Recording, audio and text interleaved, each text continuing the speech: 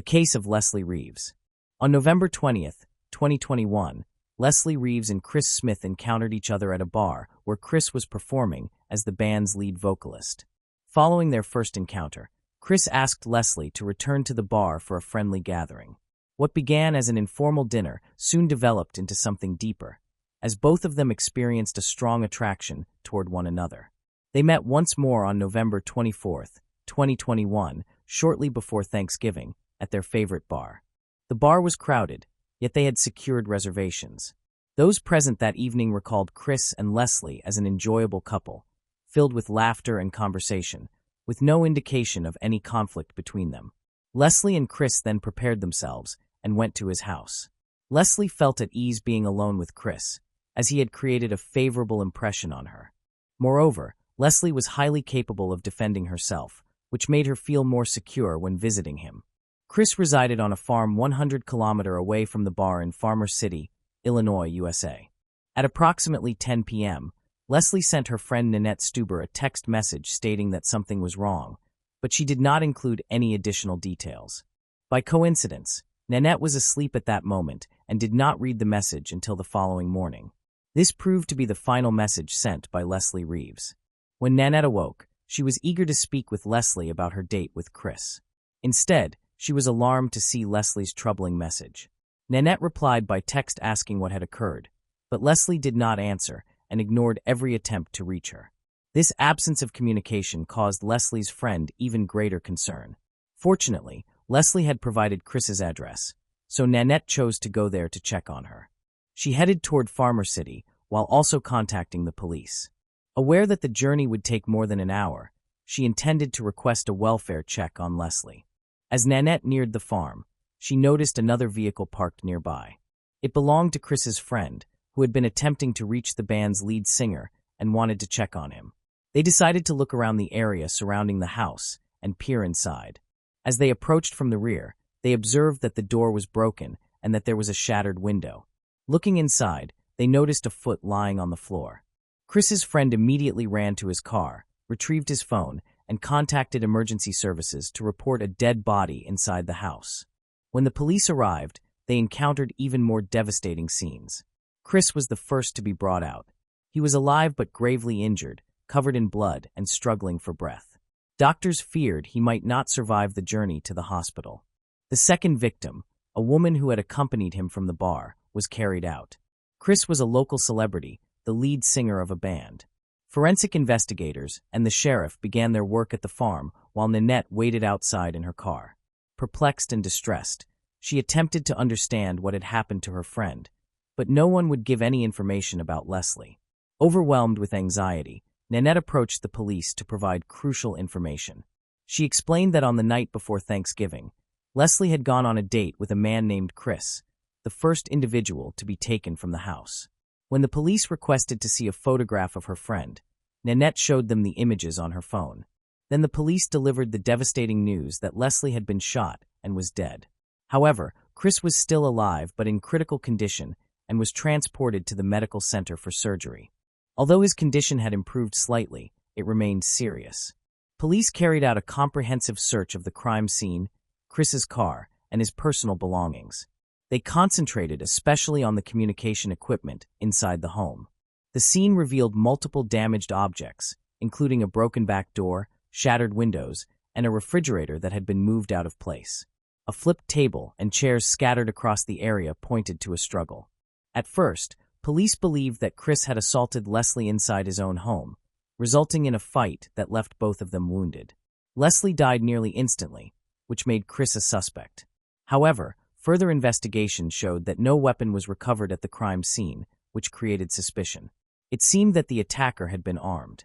The police determined that Chris was unlikely to be the assailant, since neither Leslie nor Chris possessed weapons. Additional evidence confirmed that Chris had not attacked Leslie. A burned pizza was discovered, suggesting that the couple had intended to cook and have dinner together that evening before the attack. Evidence indicated that the attacker had come to their home and that they had tried to defend themselves. Chris was shot first while Leslie resisted. The disorder surrounding her indicated a struggle. She had been shot once in the head, which caused her death. Police found 2 silver bullet casings from a 9mm handgun, one in the kitchen near Chris's body and one in the living room beside Leslie's. To reconstruct what had occurred, police began examining Leslie and Chris's backgrounds. Chris Smith was a friendly 48-year-old man who had been divorced for less than a year before the shooting. Chris worked in pool construction and also performed music with his band. He was known in the community as a compassionate and committed individual who dedicated himself to singing. Nearly everyone recognized him by both name and appearance. He had no legal issues, no record of violence, drug use, or involvement in criminal activity. Leslie believed Chris would be the perfect partner for family life. At the time, Chris lived in a spacious house in a nearby town with his mother and sister. They described him as a workaholic, spending all his free time concentrating on his career. The family was close and profoundly saddened by what had happened to Chris. They had a dog named Tiki, whom doctors said played an essential role in Chris's survival that night. During the 12 hours Chris bled before he was found, Tiki lay on top of him, keeping him warm. Experts believe the dog sensed Chris's distress and assisted him through the ordeal. Leslie Reeves, a 40-year-old mother of two, lived about an hour south of Farmersville. She was divorced and held a master's degree in engineering. However, she chose a different direction and became a Pilates and women's self-defense instructor. Leslie was very active and used her social media platforms to promote her work. When the police inquired about possible suspects in Leslie's attack, Nanette provided the most significant information. Nanette knew Leslie well and remembered that one individual who had behaved inappropriately was her former boyfriend, Robert Tarr. Leslie had ended their relationship long before the attack, but Robert reacted by stalking her. He became so persistent that she was compelled to block him from her emails, text messages, and phone calls. Although Leslie attempted to cut off communication, Robert refused to accept her choice.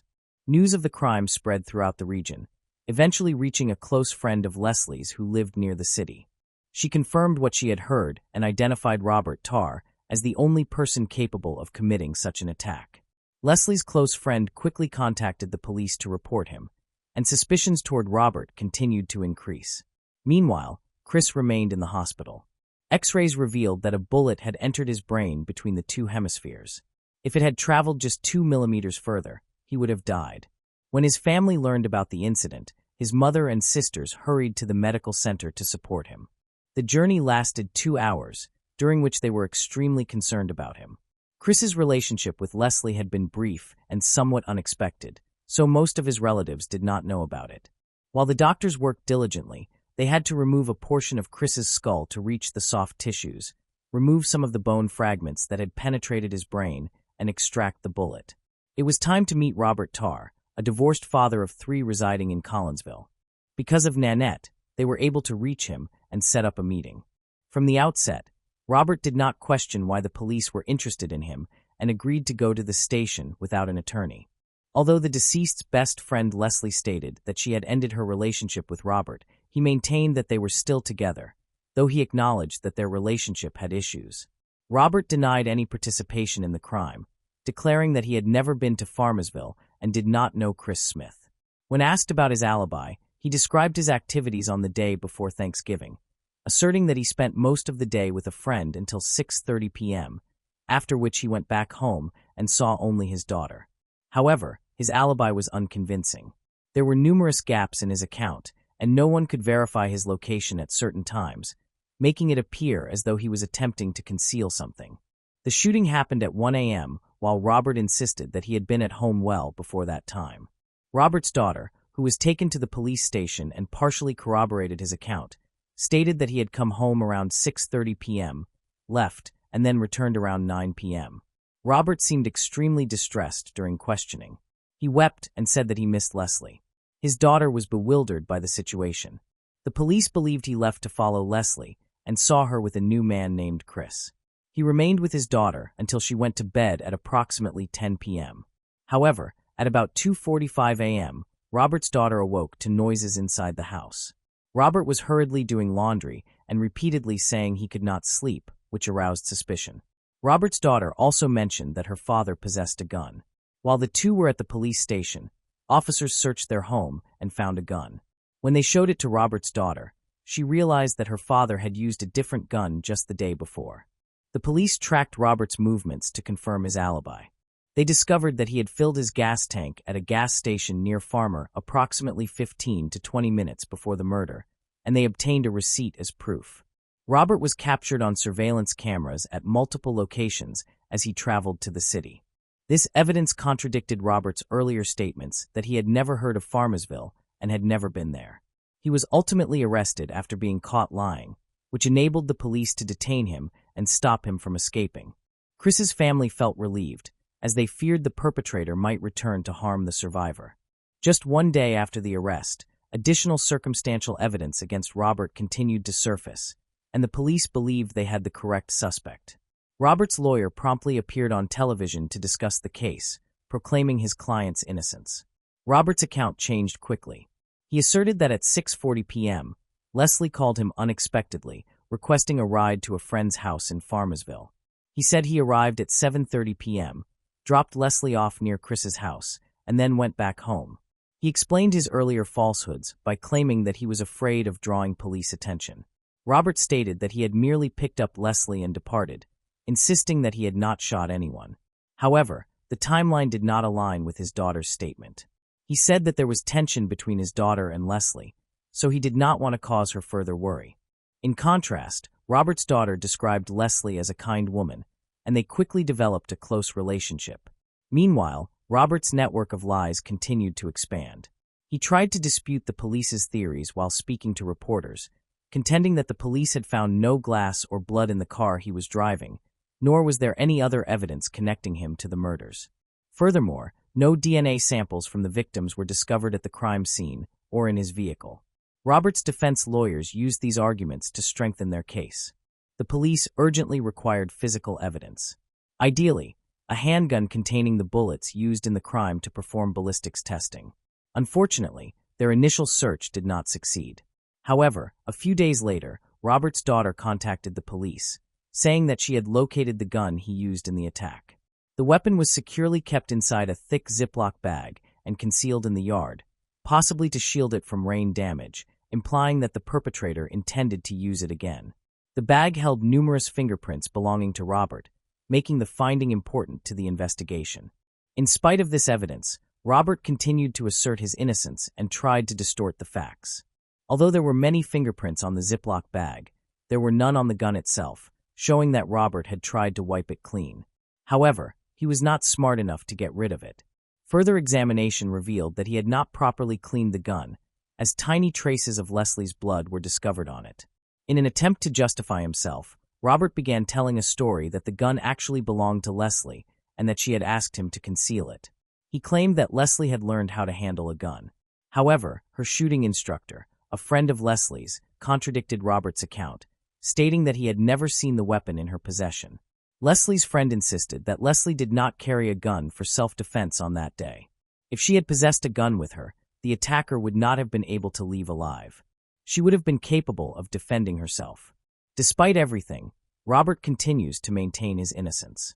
The outcome relies on the survivor's memory. Chris Smith, the prosecution's key witness, survived the vicious attack, but remains in a medically induced coma. Doctors report some encouraging progress, but it is too soon to make any forecasts about his recovery. While waiting for Chris to regain awareness, Robert's cellmate approached the police with a troubling confession. He disclosed that Robert attempted to hire him as a hitman to kill Chris Smith and the chief prosecutor for $110,000, even paying $10,000 in advance. In response, security at the hospital was strengthened. Investigations were carried out thoroughly, but no evidence supporting the alleged plot was found. Robert claims that he never intended to hire a hitman. He stated that he gave $10,000, but that it was to bail out a friend. However, this raises the question of why Robert would give such a large amount to someone he barely knew. Regardless, Robert's circumstances only deteriorated further. To clarify the situation, they had to wait until Chris regained consciousness. Fortunately, he opened his eyes in early January 2022, about 2 months after the attack. This signaled the beginning of his lengthy recovery journey. Chris had to relearn fundamental skills such as walking, eating, and speaking. He approached the rehabilitation process with resolve, showing strong physical capabilities from the outset. Unfortunately, his cognitive recovery did not progress smoothly. After awakening from the coma, he experienced significant memory gaps, especially concerning the night of the attack. He could not even remember who Leslie was or recall anything about that evening. Additionally, Chris had to live with a bullet lodged inside his brain. Doctors were unable to remove the bullet because of the risks involved. They determined that attempting surgery could harm the surrounding area, potentially resulting in severe consequences. As he continued to struggle with memory problems, Robert's trial was scheduled for April 2024. At the beginning of the hearing, prosecutors argued that Robert had deliberately gone to Chris's house to kill Leslie Reeves after seeing them together that evening. Evidence indicated that he had been following Leslie throughout the night, suspecting she was with another person. When he realized that she was dating a new man, he became extremely furious. Police found numerous text messages between him and his best friend, in which Robert often expressed his resentment toward Leslie, particularly that night. It was clear that he was deeply affected by the situation. Until the very end, he continued to believe he was in a relationship with her and regarded Leslie's date with Chris and their return home as a betrayal. After seeing how joyful Leslie and Chris were together, Robert went back home, where his daughter discovered him in tears. Aware that the couple had gone to Farmersville, he took a gun and drove to Chris's house. Robert entered through the back door, but was immediately noticed, leading to an effort to stop him. A confrontation followed, resulting in a shattered window. Robert then armed himself. Leslie and Chris tried to protect themselves by pushing the refrigerator to block his way. Unfortunately, their attempts were unsuccessful. Chris attempted to shield Leslie, but was shot. And soon after, Leslie met the same fate. Robert's attorneys tried to challenge the prosecutor's allegations. The defense highlighted the absence of direct evidence, portraying the case as a constructed narrative. They argued to the jury that the investigation was solely aimed at accusing Robert of attacking two people. In reality, there was no evidence at the crime scene directly connecting Robert to the offense. Chris, a crucial witness, could not remember the events of that night and chose not to appear at the trial, stating that he did not recall anything. The prosecution's most compelling evidence was a container found at Robert's home that contained the bullets used in the attack on Leslie and Chris. Moreover, Robert was responsible for packaging and concealing the gun. He decided not to testify, which his lawyer described as a tactical decision. In addition, the defense did not call any witnesses. After listening to the arguments, the jury deliberated for 3 hours and reached a unanimous verdict, declaring Robert Tarr guilty of first-degree murder and attempted first-degree murder. He was sentenced to 85 years in prison, with eligibility for parole after 72 years, meaning he will most likely spend the remainder of his life incarcerated. At that moment, Chris finally testified in court and spoke about the effect the shooting had on him and his family. This tragic incident completely shattered Chris's life. At 49, he was never able to return to his cherished construction job. While he was hospitalized, his home was entirely looted, and even his swimming pool was taken. After his discharge, he auctioned his house, which was later torn down, leaving nothing but an empty lot. He now carried the responsibility of supporting his family. Friends and relatives remain optimistic that Chris Smith can rebuild his life, but there is a significant possibility that he will never be the same again. While waiting for his memory to recover, he practices daily and learns to manage without help. Eventually, Chris regained his role as the lead singer in his band. However, the aftereffects of that senseless attack continue to trouble him as he heals. The left side of his body remains paralyzed, and he has sought assistance from a leading medical research center. Chris is determined to take part in advanced research to support his recovery. He is currently authoring a book about his experiences, concentrating on domestic violence. Leslie's children are under the care of her ex-husband. Moving on to the next case. Lisa Fracassi. On November 3, 1994, 37-year-old Lisa Fracassi was found strangled to death in her own apartment after she had not been seen for several days. Her passion for pursuing a nursing career had brought her to Hawaii, also known as the Aloha State. Struggling to support herself while continuing her nursing studies, she took a job as an exotic dancer at the Exotic Paradise, an exclusive gentleman's club at the time. Lisa lived in one of the hotels on Nawa Street, Waikiki, an area known for criminal activity. What followed was a gruesome discovery. Lisa was found dead in her apartment after being unreachable for days, with numerous unanswered phone calls and a "Do Not Disturb" sign hanging on her doorknob. There are numerous uncertainties that make this case particularly unusual. What truly happened to Lisa? Who was the last person to see her alive? Honolulu, Hawaii's primary gateway to the world, is a major center for business, finance, hospitality, and military operations within the state. Its tropical climate, natural scenery, and expansive beaches make it a popular destination for tourists worldwide.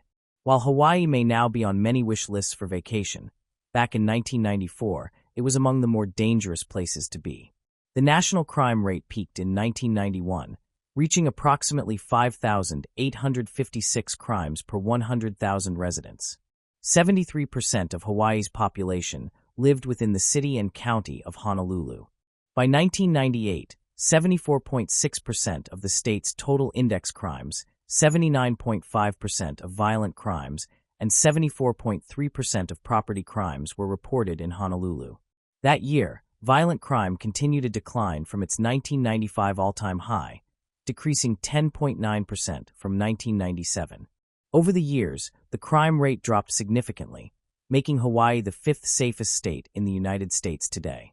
Yet in the past, the state held dark memories, one of which involved Lisa and Fracassi, an aspiring nursing student who came to Honolulu in pursuit of her dreams. Born on June 29, 1957, to Ernest V. and Gloria Molinaro Fracassi, Lisa was the youngest child in her family, with an older brother, Ernest Fracassi. As the youngest daughter, she was pampered and showered with love. The family lived in Niagara Falls, New York, where Lisa excelled academically. She was nominated as an honor student at Niagara Falls High School and graduated in 1975 with aspirations to pursue nursing. 3 years later, in 1978, she relocated to Florida to continue her studies. Though the move was a significant change for the 21-year-old, she persevered and graduated from Broward County University in 1979 with a nursing degree. In addition to her academic achievements, she was a talented swimmer and a certified lifeguard. Lisa spent the following years working as a registered nurse at University Hospital in Fort Lauderdale, Florida. On the surface, her life seemed nearly perfect: a star student, a successful career, and a passionate vocation. However, events from her past reveal a more complicated story. On May 3, 1987, while still working as a nurse in Florida, Lisa was driving a 1982 Chevy Z28 on the turnpike when she was stopped by Sergeant Jimmy Terry and Corporal John Stanley of the Sumter County Sheriff's Department for defective headlights. One of her headlights was broken, prompting further inspection. During the stop, officers discovered a man in the passenger seat, appearing to be in his late 40s, later identified as Robert Lee Hoff, whose relationship with Lisa remains uncertain. The officers noticed a white substance in the car, which raised their suspicion. Upon a thorough search, the substance was confirmed to be drugs. Approximately 1.2 kilograms of cocaine and 28 grams of marijuana were recovered. Given that South Florida was a hub for major drug cartels during this period, such findings were not entirely surprising, and the resulting charges were severe. Both individuals were charged with multiple felonies, including possession of illegal substances, possession with intent to sell illegal substances, trafficking a substantial amount of marijuana, and additional charges for possession of marijuana. In addition to these, Lisa faced felony charges for driving with a suspended license. Her bond was set at $500,000. Remarkably, all detailed records of this incident appear to have been erased. The reason for this is unknown, and no documentation can be found today. However, it can be inferred that she likely did not serve any time, as she relocated to Hawaii just 3 years later. In 1990, Lisa moved from Florida to Honolulu, Hawaii, seeking a fresh start and a chance to leave her past behind. However, her plans faced a setback, as practicing nursing in Hawaii required passing a separate licensing exam. Financial constraints complicated matters further, and she sought alternative employment to support herself while continuing her studies. This led her to work as an exotic dancer at Pier Platinum, located at 2301 Cagillo Avenue in Waikiki. At the time, the club was managed by Conrad Maddox and co-owned by David Shutter, who had a history of involvement in organized crime connected to various clubs. During her time at Pier Platinum, Lisa met Renee Jensen, the makeup artist assigned to the dancers, and the two soon became close friends. After 3 years at the club, Lisa moved between several other establishments before ultimately joining Exotic Paradise on Komoko Street in early 1994. She resided in room 206 on the second floor of the Aston Honolulu Prince at 415 Nawa Street, Waikiki. In April 1994, she shared the room with a male roommate. Only days before Halloween, on October 28, 1994, Lisa stopped by Renee's house to drop off a pumpkin for her daughter. During a phone call with Renee the following night, Lisa spoke about her weekend plans, expressing excitement for Halloween, completely unaware of the tragedy that lay ahead. Recently, she had ended a 7-month relationship with her boyfriend, an officer in the Honolulu Police Department, in October, which may have set off the events that followed. On October 29, 1994, Lisa abruptly quit her job at Exotic Paradise over a phone call with her boss, Kimza, claiming she had found another position. She reconsidered her decision the next day, calling Kimza to apologize and asking to be reinstated. Given the frequent turnover in their business, Kimza accepted her return without hesitation. Lisa worked her full shift on the night of October 30th, finishing around 2 a.m., the last time anyone reportedly saw her alive. The club remained closed on Monday, November 1st, and when she failed to show up for work the following day, Kimza called to check on her, but received no response. On Thursday, November 3rd, 1994, around 12:05 p.m., a housekeeper entered Lisa's apartment to check on her welfare. A "Do Not Disturb" sign had hung on the door for several days, prompting the staff to intervene. Upon entering the room, the housekeeper encountered a horrifying scene. 37-year-old Lisa Fracassi had been strangled to death on her bed. A telephone cord had been tightly wrapped around her neck, and her mouth had been bound with bedsheets. Bruises covered her body and neck. The staff immediately contacted the police, prompting investigators from the Honolulu Police Department to begin a thorough investigation and collect all possible evidence from the scene. There were no signs of forced entry. Among the primary pieces of evidence recovered were a used contraceptive and a cigarette butt. At the time, the limitations of forensic science prevented investigators from tracing the DNA samples found on both items. Lisa's body was taken for an autopsy, and forensic reports confirmed that she died on the night of October 31st. The cause of death was determined to be asphyxia due to severe strangulation. Despite exhaustive efforts, none of the leads bore fruit, and the case eventually stalled and went cold. Lisa's family and friends were forced to wait 26 long years before justice could even begin to be sought. The case was reopened in 2020, when police re-examined the DNA and fingerprint samples collected from the cigarette, butt, and contraceptive found at the crime scene. These samples were sent to Parabon Nanolabs, a Virginia-based company specializing in phenotyping services for law enforcement agencies. The breakthrough came through genetic genealogy, led by the renowned genealogist C.C. Moore, who solved the previously unsolvable case. Further DNA comparisons and fingerprint reanalysis led to the identification of a man named Cecil H. Trent as the primary, and likely sole, suspect. Trent had never been a suspect in the initial investigation. His relationship to Lisa remains unknown, though it is possible he encountered her that night during her work as an exotic dancer nearly 3 decades prior. The Honolulu Police Department matched a fingerprint from Trent to one lifted from Lisa's telephone at the crime scene. His DNA also matched exactly with that recovered from the contraceptive and cigarette, but which had been carefully preserved all those years. Unfortunately, further investigation revealed that Trent had died in Honolulu in 2013 at the age of 48 from congestive heart failure. With his death, many mysteries surrounding the case died with him. The true motive for Trent's crime, and the lingering questions about Lisa's life and the events that night, remain unanswered. Thomas, one of Lisa's close friends, reflected in an interview that she was a caring individual who would spend hours helping those in need. He explained that Lisa wanted to become a nurse and had started dancing to save money for school, as maintaining a regular job made nursing school difficult, and nightlife work presented even greater challenges. Lisa's memory remains indelibly etched in the hearts of those she touched. She was known for her loving and kind nature, and she pursued her passions until her final breath. Moving on to the next case. Edward Donald Raymond. The body of a black man discovered floating in water in rural San Joaquin County, California in the 1980s has been identified more than 4 decades later with assistance from advancements in fingerprint technology. On the afternoon of July 13, 1981, deputies responded to a report of a body floating in the water. The body of a man was located in water near Blossom Road and Beaver Slough in the community of Thornton, situated along Interstate 5, just north of Stockton. The body was severely decomposed when it was recovered, and he was wearing only white swim shorts with red and blue stripes. The man had sustained a gunshot wound to his right shoulder. One of the identifying features was a tattoo on his left arm that read, "Black is beautiful." The case went cold, and the man remained unidentified for more than 4 decades. In 2025, advancements in fingerprint technology assisted in identifying the deceased as Edward Donald Raymond, born February 21, 1947. He would have been 34 years old at the time of his death.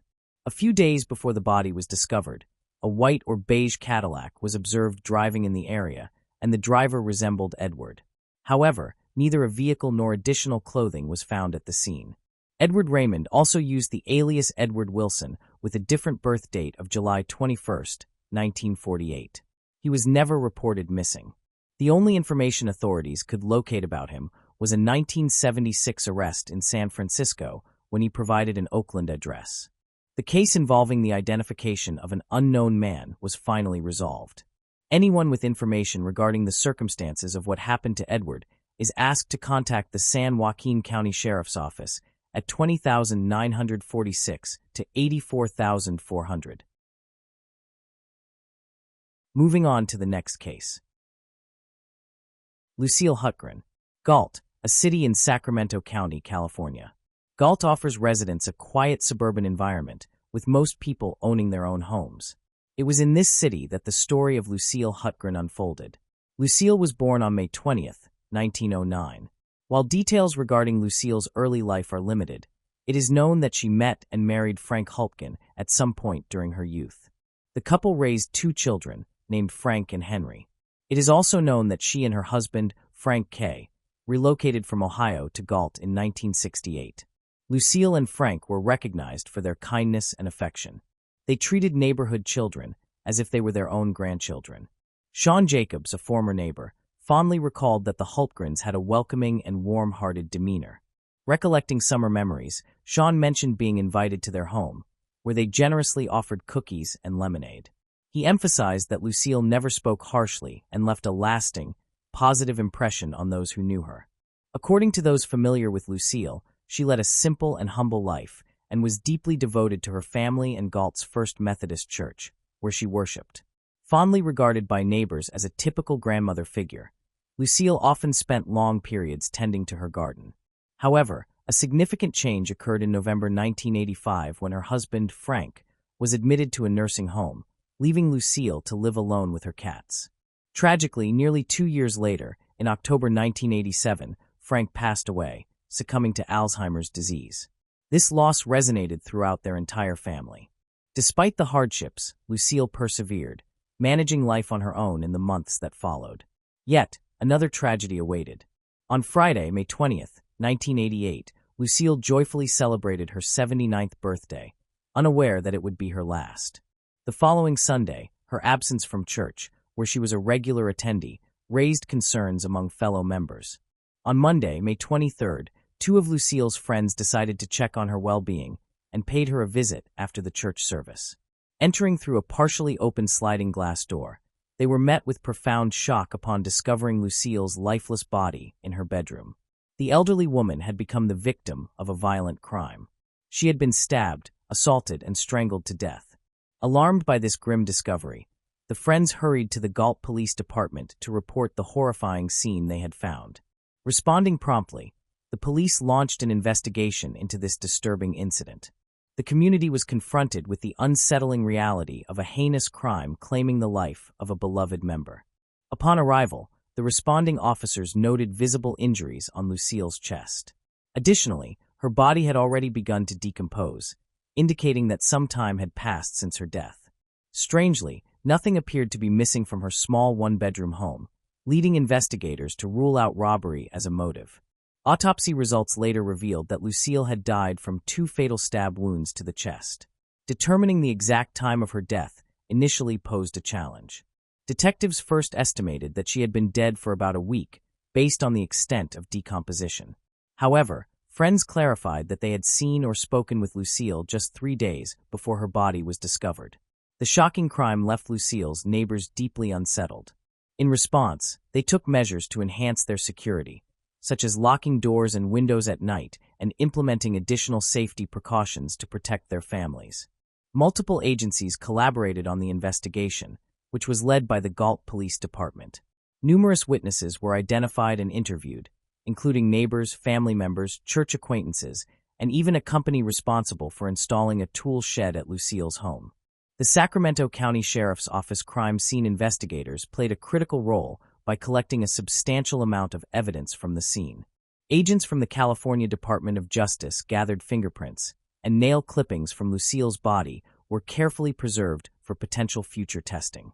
Despite these extensive efforts and collaborative undertakings, the Galt police faced difficulties in definitively identifying a suspect.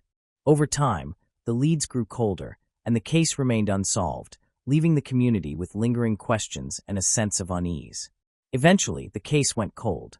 As it turned out, investigators had obtained the crucial evidence necessary to solve the case, but it would take over 30 years for technology to advance sufficiently and make this possible.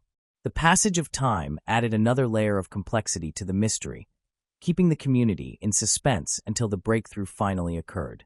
In January 2022, the County Crime Lab revisited the DNA evidence preserved for over 3 decades, with the pivotal breakthrough coming from the fingernail clippings. This previously stored genetic material proved to be the key in resolving the long-standing mystery.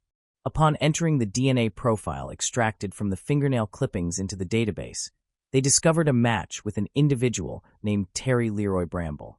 Investigators revealed that Terry had been a long-term resident of Trancha and Galt. With a history of criminal convictions, he had spent years living on the city's streets, often beneath the Highway 99 overpass. When detectives looked into his current status, they discovered that Terry had passed away in 2011 due to natural causes. The revelation of Terry's connection to the case provided closure to Lucille's tragic story, offering answers that had eluded the community for over 30 years.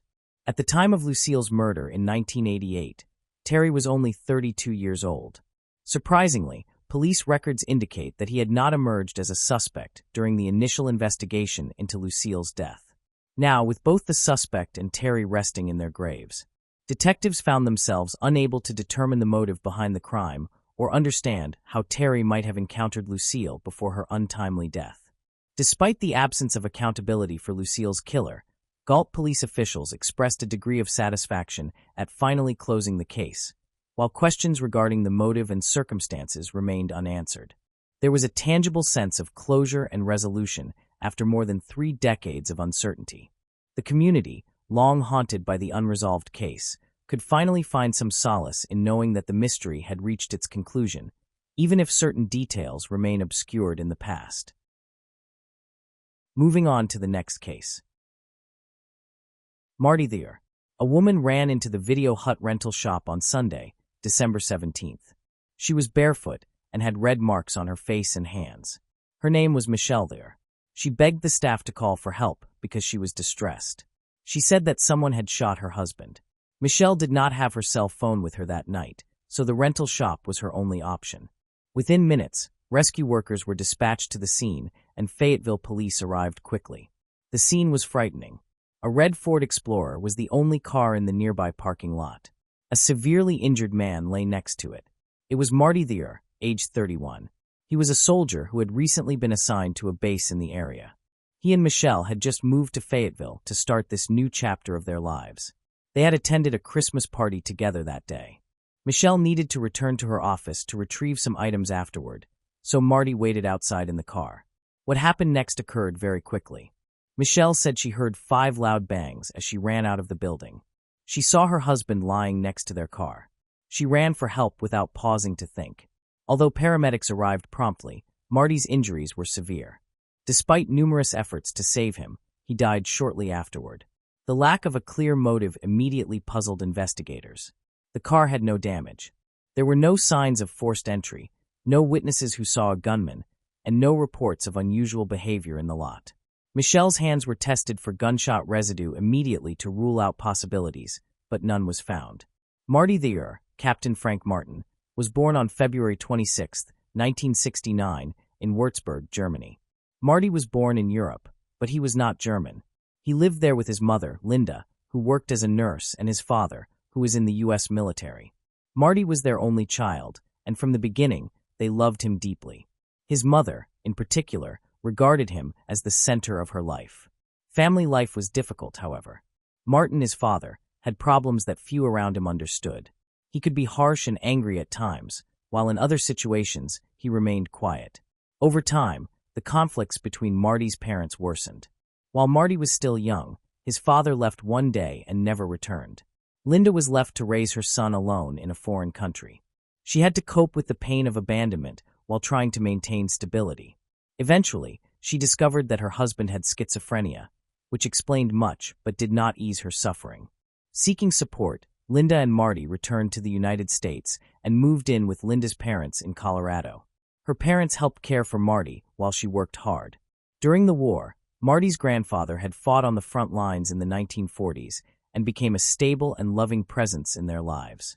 In the role of a father figure, he taught Marty to be strong, follow rules, and show kindness.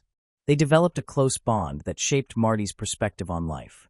He excelled in school, performed well in sports, and earned the respect of his peers. He had many friends, but his relationship with his mother, Linda, was the most important. She was his rock and his closest confidant. Marty met Michelle in Colorado when he was a teenager. She would become the love of his life. Michelle was born on December 9, 1970. Her family life was also chaotic, similar to Marty's. Her father, Tom, was also in the military, so the family moved frequently. They lived in the UK for 3 years before being stationed in South Korea. Michelle was the eldest of 3 children and handled much of the household responsibilities. She loved her father deeply and struggled with his absence after he left her mother. While their mother was at work, Michelle cared for her younger sister, Angela, and her brother, Tom. She performed well in school despite her many duties. She preferred a small circle of friends to being the center of attention. Michelle and Marty connected immediately upon meeting. Her siblings made Marty feel like part of their family, even though he had never had siblings before. By the late 1980s, Marty had completed high school and been accepted into the U.S. Air Force Academy. He dreamed of going to space, but the reality was harsh. There were very few opportunities to become an astronaut, and the competition was intense. In the end, Marty decided to join the military, which still aligned with his interests. Michelle, meanwhile, joined the Armed Reserves after high school and was now attending college.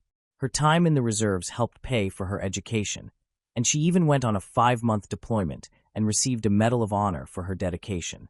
Still, she did not want a long-term career in the military. During her service, she discovered that psychology was her true passion. Their relationship endured despite both having busy lives. Eventually, Marty proposed, and they were married in 1991, with Marty at 22 and Michelle at 21. Oklahoma was where Marty's first assignment took him. Michelle studied psychology and worked part-time at a nursery when she was not occupied with her studies. Soon after, he was reassigned to Denver for training. Michelle once again packed up her life to follow him. Despite the challenges of moving, she stayed motivated and continued her studies in Colorado. Her efforts paid off. Michelle earned her bachelor's degree in psychology in 1994, becoming the first in her family to attend college. Marty and Michelle believed their future was unfolding as it should. 2 ambitious young people building a life together based on love and determination. Michelle remained focused on advancing her education, enrolling immediately in a master's program after completing her undergraduate degree. By the mid-1990s, the couple had relocated to Florida to pursue new opportunities. Michelle completed her master's degree in psychology swiftly and then continued on to earn her PhD. She devoted all her energy to studying and began contributing to academic journals. She could clearly envision her future, planning to work in academia and ultimately become a therapist. Marty advanced steadily in the military while she pursued her professional path. Both were climbing their respective ladders of success. Michelle found meaningful work in Florida, assisting people on a crisis line who had experienced abuse. Later, she expanded into hands-on therapy and even conducted sessions with individuals in jail. She was invited to serve as a guest expert on local radio shows and spoke at public events, earning a reputation as a compassionate and meticulous professional. Life at home seemed stable. Michelle and Marty purchased a modest house with a pool to represent their comfortable new life. Yet cracks were slowly forming beneath that image. The demands of military life and their careers required long hours. Marty was deployed to Kuwait for several months in 1996. It was the first time Michelle had been separated from him for such a duration, which left her feeling anxious and uneasy. Their relationship was tested repeatedly throughout the late 1990s. Marty had to relocate to Georgia for service, while Michelle accepted a prestigious internship in Alabama. They lived apart for a time, each focused on building their own futures. Many difficulties arose in 1999. Having her own home gave Michelle a sense of freedom, which she began to appreciate. Without the constant responsibilities of married life, she enjoyed making her own decisions, planning her days, and not having to share obligations. Eventually, Marty's next assignment took him to North Carolina. After her internship concluded, Michelle agreed to accompany him. They moved to Fayetteville, a city known for its military connections and steady influx of newcomers. Here, Michelle launched her private practice as a licensed psychologist. She quickly adapted to her new role and found her work becoming more stable. While Marty supported her, their marriage had shifted. He remained proud of her accomplishments. Years of separation had changed their relationship. Minor differences now felt amplified as they lived together again. Marty's desire for order and Michelle's wish for independence sparked frequent arguments over small matters, such as cleaning. Yet these disagreements were merely surface signs of deeper issues. Marty wanted to start a family at age 30, believing it was the right time to have children. Michelle, however, disagreed, as she had only just begun establishing her reputation in her field, and the thought of having to move from base to base with her children frightened her. Around the middle of the year 2000, Michelle suggested that they attend marriage counseling. Marty refused. Since there was no way for them to reach an agreement, she made a decision. She would move out, at least temporarily. Marty stayed with Michelle's family for 3 months while Michelle rented an apartment. She was uncertain if she wanted a divorce, but she believed that some time apart would help her understand her feelings. However, it soon became clear that Michelle was not living alone. She had begun seeing someone else. Army Staff Sergeant John Diamond, 28 years old, lived just a short distance from where the tier resided. He was stationed at Fort Bragg. The two had met about a year prior, but not by chance. Their connection was through the internet. From the beginning, it was apparent that Michelle was not merely seeking casual conversation. She posted an advertisement stating she was looking for a sexy, fit partner between the ages of 25 and 35, someone she could meet 2 or 3 times a week. That alone was not sufficient. She also wanted a man who would challenge her to think critically. Additionally, she made it clear that she was not interested in long-distance relationships. Her ideal partner had to reside near Fayetteville. John Diamond fit that description. Like Michelle, he was in the military. He was tall, physically fit, and carried himself with the confidence of a soldier. He was married. He had married a woman he met while stationed in Panama, who had accompanied him to the United States, but John's commitment to her was questionable. He was known to have been unfaithful. John and Michelle became close rapidly. They were physically attracted to each other and shared an interest in swinging and living an unconventional lifestyle. However, Michelle had not entirely turned away from her husband, even though she was involved with John. After some time apart, Marty reached out. He admitted his mistakes and agreed to attend marriage counseling, which he had previously refused. There was hope for Michelle that their marriage could be salvaged. After 3 months apart, she returned home, prepared to give her marriage another attempt. In therapy, they discussed the issues that had driven them apart. Marty's desire for order and routine, Michelle's frustration at constantly relocating due to his career, her wish for a more social and outgoing lifestyle versus his preference for quiet at home. Then there was the matter of children. Marty wanted them, but Michelle was not ready. Despite the intensity of their sessions, Michelle's relationship with John Diamond was never mentioned. Marty appeared completely unaware of what had been happening. Instead, Michelle raised the issue of an old online ad.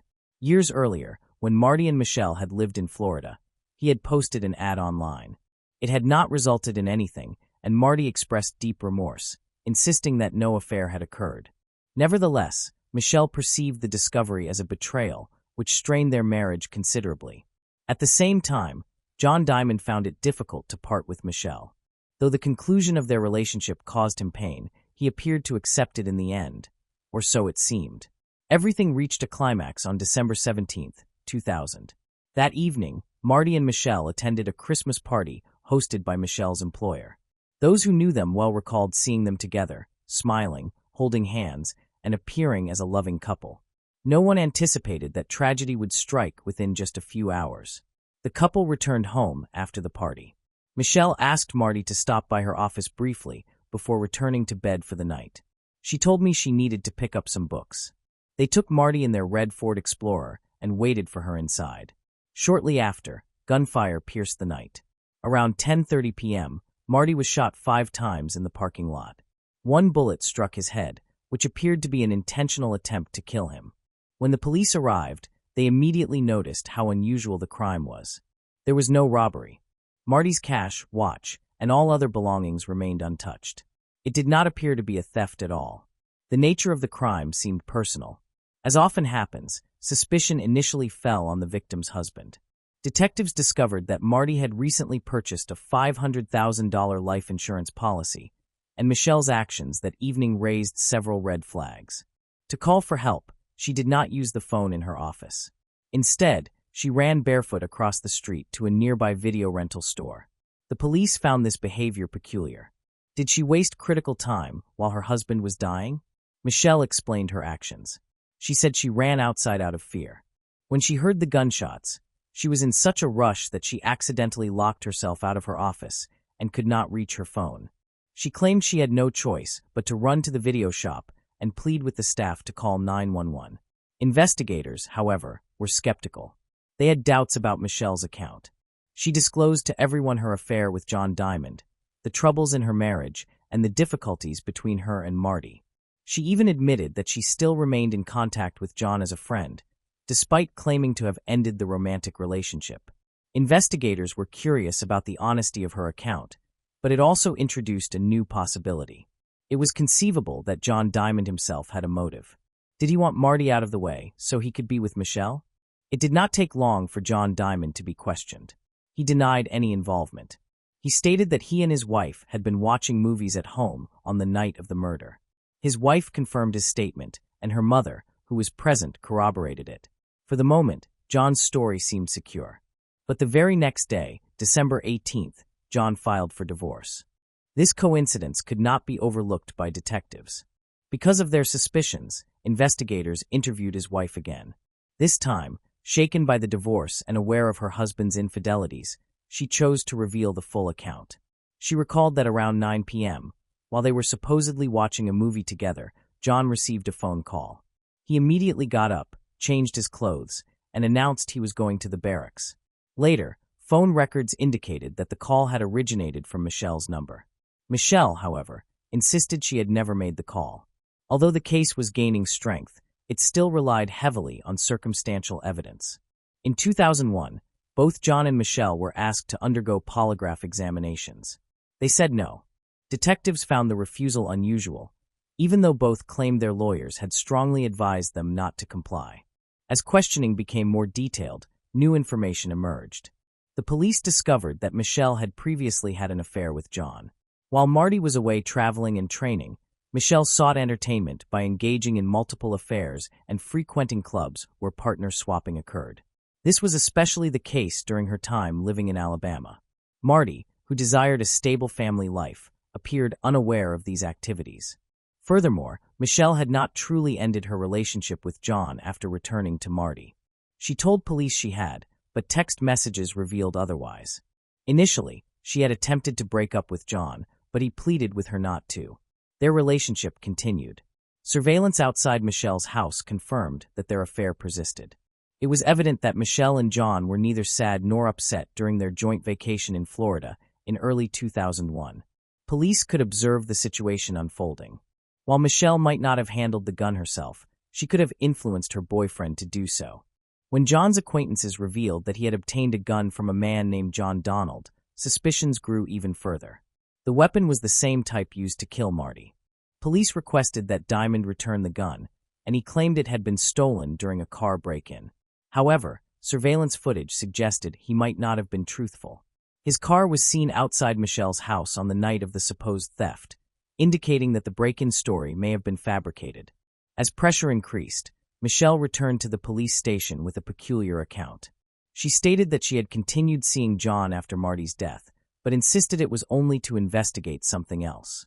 She claimed that her background in psychology provided her with the skills to gather information, and that she wanted to determine if John had killed her husband.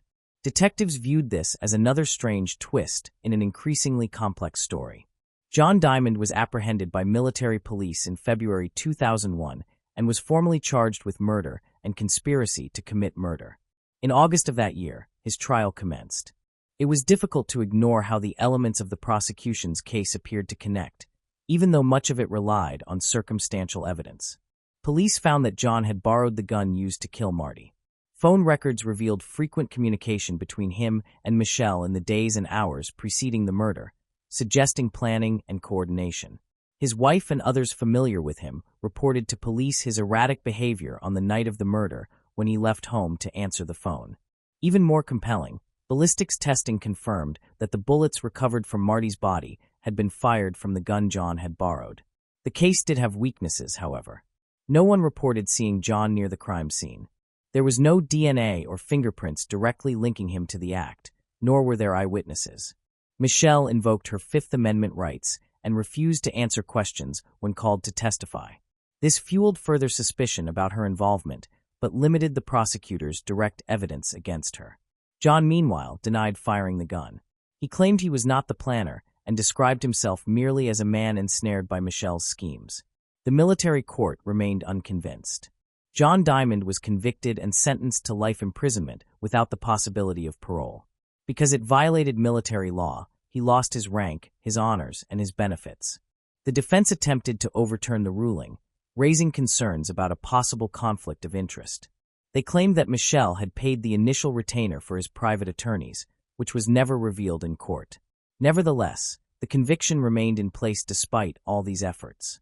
John Diamond began serving his life sentence immediately, as no plea deal had ever been offered. Once Diamond was incarcerated, attention turned back to Michelle. In August 2001, she was charged with first-degree murder and conspiracy to commit murder. She did not appear in court. Instead, she vanished. She withdrew $30,000 from her accounts, underwent plastic surgery to alter her appearance, assumed a new identity, and fled to Florida. She remained in hiding for over a year, keeping out of sight and avoiding locations and people who might recognize her. In August 2002, police finally apprehended her after an extensive search. By that time, authorities had compiled an extensive amount of evidence. Michelle's computer contained over 88,000 emails and chat messages documenting her relationship with John Diamond and their discussions about Marty's death.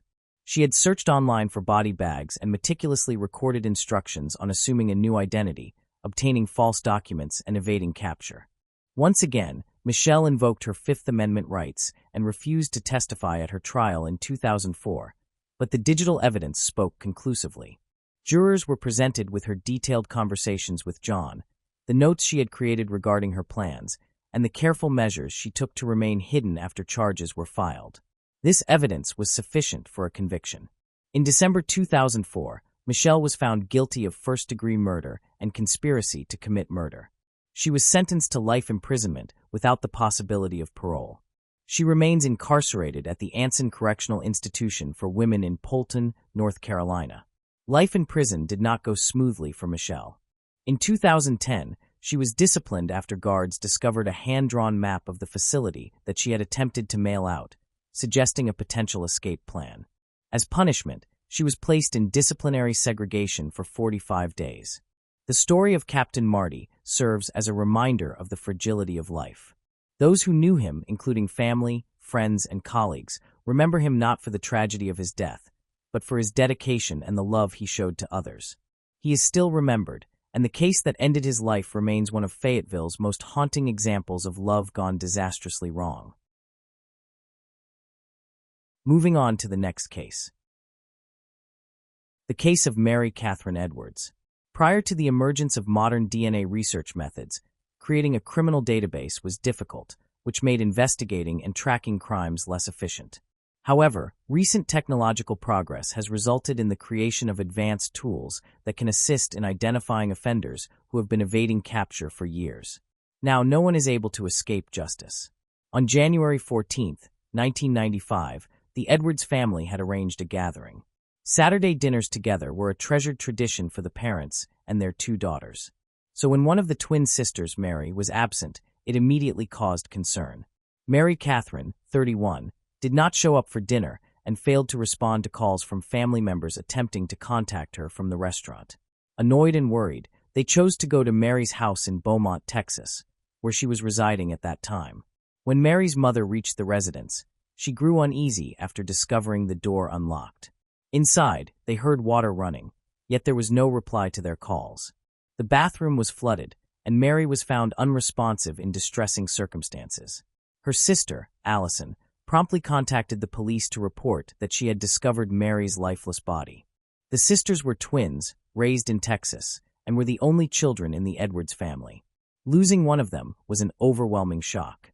They had always been inseparable, compassionate, and committed to helping others, particularly children. After completing high school, both sisters chose careers in teaching and were employed at the same school. They resembled each other so closely that students and staff frequently mixed them up. At the time of her death, Mary was 31 years old and flourishing professionally. Recognized for her cheerful personality, her murder ignited widespread outrage and fury. Mary was beloved by her students, many of whom felt a strong connection to her.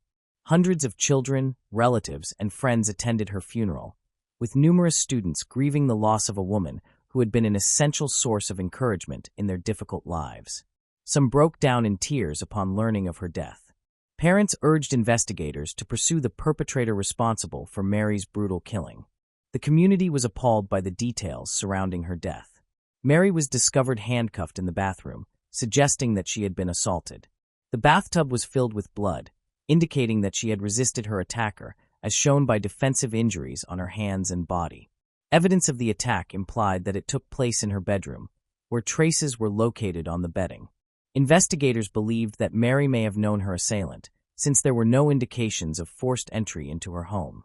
The townspeople, who were familiar with Mary, worked with detectives, determined to identify the individual responsible for such a horrific act. Considering the violence and circumstances, detectives directed their investigation toward her close associates, suspecting a possible personal motive. At first, it was assumed that Mary might have drowned, but an autopsy determined that her lungs did not contain sufficient water, implying that water entered her lungs only after she had already died. The actual cause of death was suffocation, as demonstrated by clear marks on her neck and injuries indicating that she had been firmly restrained with considerable force until she could no longer fight back. Forensic specialists carefully reconstructed the crime scene by examining the victim's residence, beginning with the bathroom and then proceeding to the bedroom. They gathered a substantial amount of evidence. The most disturbing item recovered was the Smith & Wesson handcuffs used to restrain the victim, which were similar to those utilized by police.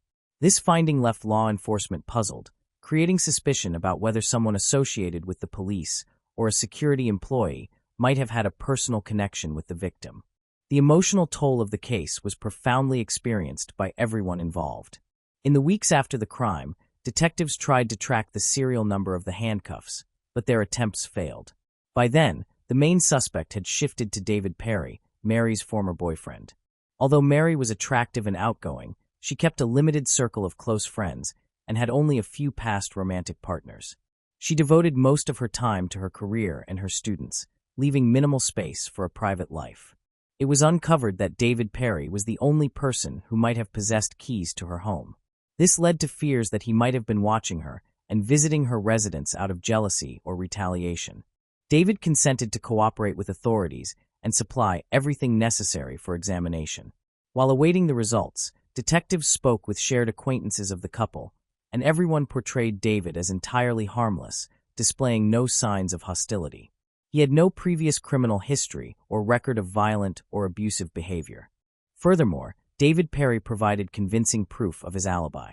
He was not even in town on the night of the murder, as verified by several witnesses. David cooperated fully with the inquiry, willingly submitted DNA samples, and showed none of the traits of a criminal. Forensic examination verified that the DNA was not a match, resulting in his elimination from the roster of suspects. Regrettably, that was the point at which the inquiry came to a halt. Other individuals within the victim's immediate circle also failed to match the criminal profile and possessed strong alibis. Even though investigators had numerous materials available for testing, the forensic capabilities of that period were inadequate to achieve additional progress. The futile search persisted for many years. The circumstances shifted dramatically 23 years later, in 2018, with the implementation of a DNA analysis technique that employed genealogy. This approach enabled investigators to identify possible matches by analyzing relatives of the suspect. Law enforcement sought assistance from the Get Match program, which gathers DNA from Americans who willingly provide their samples, forming an extensive database. This database played a crucial role in resolving long-standing cold cases. When Detective Brandon Bess was encouraged to re-examine previous cases, he promptly remembered the unresolved murder of Mary Edwards, which had weighed on him for years.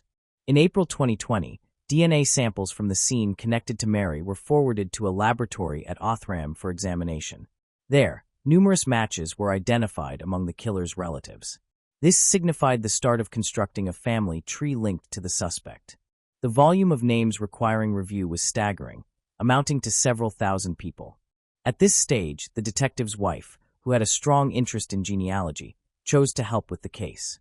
She devoted her spare time to meticulously reviewing matches from this vast list. This assignment demanded accuracy, as every name had to be assessed correctly to ensure their work was meaningful. In addition, investigators examined Mary's diaries. It was believed that the victim might have had an obsessive admirer who harmed her due to unreturned affection. Despite a comprehensive review of the diary entries after the crime, no substantial leads were discovered. They subsequently decided to cross-check the names referenced in the diaries with those found in the genealogical records. Throughout this procedure, the surname Lapointe started to emerge. The first relative of the murderer to be identified was Shara Lapointe. When reached, Shara disclosed that she is a recognized specialist in genealogy and genetics. With decades of experience in her profession, Shara had earlier contributed to complex cases. In particular, she successfully identified one of the women buried along a state highway in the notorious Texas Fields of Death. She was enthusiastic about using her knowledge to assist in solving additional crimes, including the mystery surrounding Mary Edwards' death. She was willing to aid in the investigation, even though it involved examining her own relatives, which might result in disturbing revelations. As she commenced her evaluation, she experienced a feeling of apprehension while reviewing the histories of her own siblings, conscious that the findings could carry serious consequences. She was required to examine approximately 7,500 names. Every person on this list was reviewed carefully, obliging her to collect and analyze information about them and their relatives before either incorporating them into the family tree or excluding them. This undertaking consumed several hours per individual. Over a span of 3 months, detectives and Cheryl Lapointe dedicated all their spare time to tracking down the perpetrator. Ultimately, they uncovered a promising lead, a couple residing in Beaumont who aligned with the profile of the murderer's family. They had 2 sons who attended Forest Park High School, the same school Mary had attended in her childhood. This resulted in 2 primary suspects, Michael Foreman and Clayton Foreman. Michael did not correspond with the age profile at the time the crime occurred. Upon verification, he was determined to have no criminal record or background of violent conduct, so he was promptly dismissed as a suspect. Clayton's circumstances differed. He had known Mary Edwards during high school and was nearer to her in age.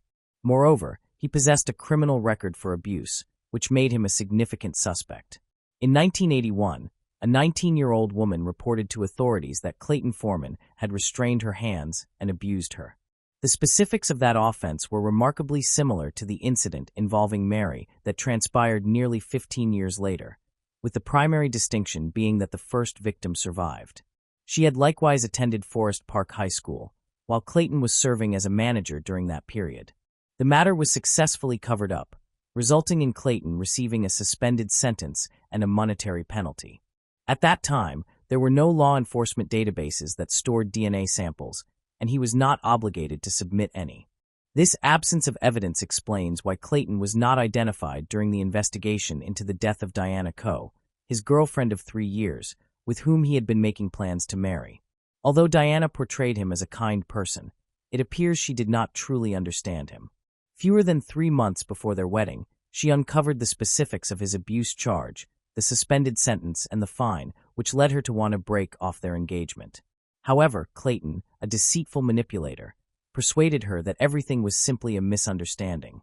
He avoided addressing the matter directly, but constructed a convincing story.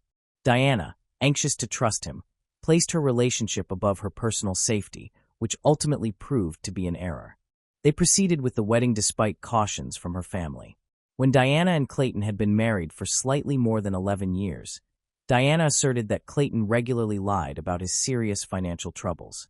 She also noticed that he had a strange fixation on police handcuffs and law enforcement equipment, even suspending a pair of handcuffs from the rearview mirror of his vehicle. By the time Mary was murdered, Diana had already finalized her divorce from Clayton. She remembered phoning him while in tears to inform him of the news, but she was surprised by his detached reaction. He carried on the conversation as though nothing had occurred and then ended the call. It became clear that he was likely not deeply troubled by the circumstances. He was probably linked to the incidents that had taken place. The suspect was now 60 years old and no longer resided in Beaumont. He had been traced to a small town named Reynoldsburg, Ohio, which had a population numbering a few thousand residents. At that time, Clayton was employed as a driver. Investigators succeeded in locating his address and all required details. They now needed to obtain his DNA for testing. They established surveillance around the suspect's residence. A local police officer even retrieved his trash, which was forwarded to a forensic laboratory. Clayton's DNA was identified on a beer bottle recovered from the garbage. The match was almost 100%. This crucial discovery signified that the case was nearly resolved after so many years. The following step was to confront the suspect. The detectives overseeing the investigation traveled to Ohio and formulated a strategy to draw Clayton into a trap. Since he worked as a driver, they chose to contact him regarding a fabricated lost item that a client was supposedly attempting to recover. On April 29, 2021, Clayton was called to the police station under the guise of discussing a missing wallet. He consented to appear voluntarily. For the first time in 26 years since the savage killing, the alleged offender was seated in the interrogation room. The detectives informed him about the murder of Mary Edwards. The revelation stunned him. However, Clayton tried to remain calm and at first denied being acquainted with her. The detectives then presented him with a wedding photograph of his first wife, which showed Mary and her twin sister serving as bridesmaids. This prompted his memory that Mary had indeed been present at his wedding, as his wife had invited her. From the outset, Clayton grew visibly anxious as the detectives pressed him with questions, exposing contradictions in his account.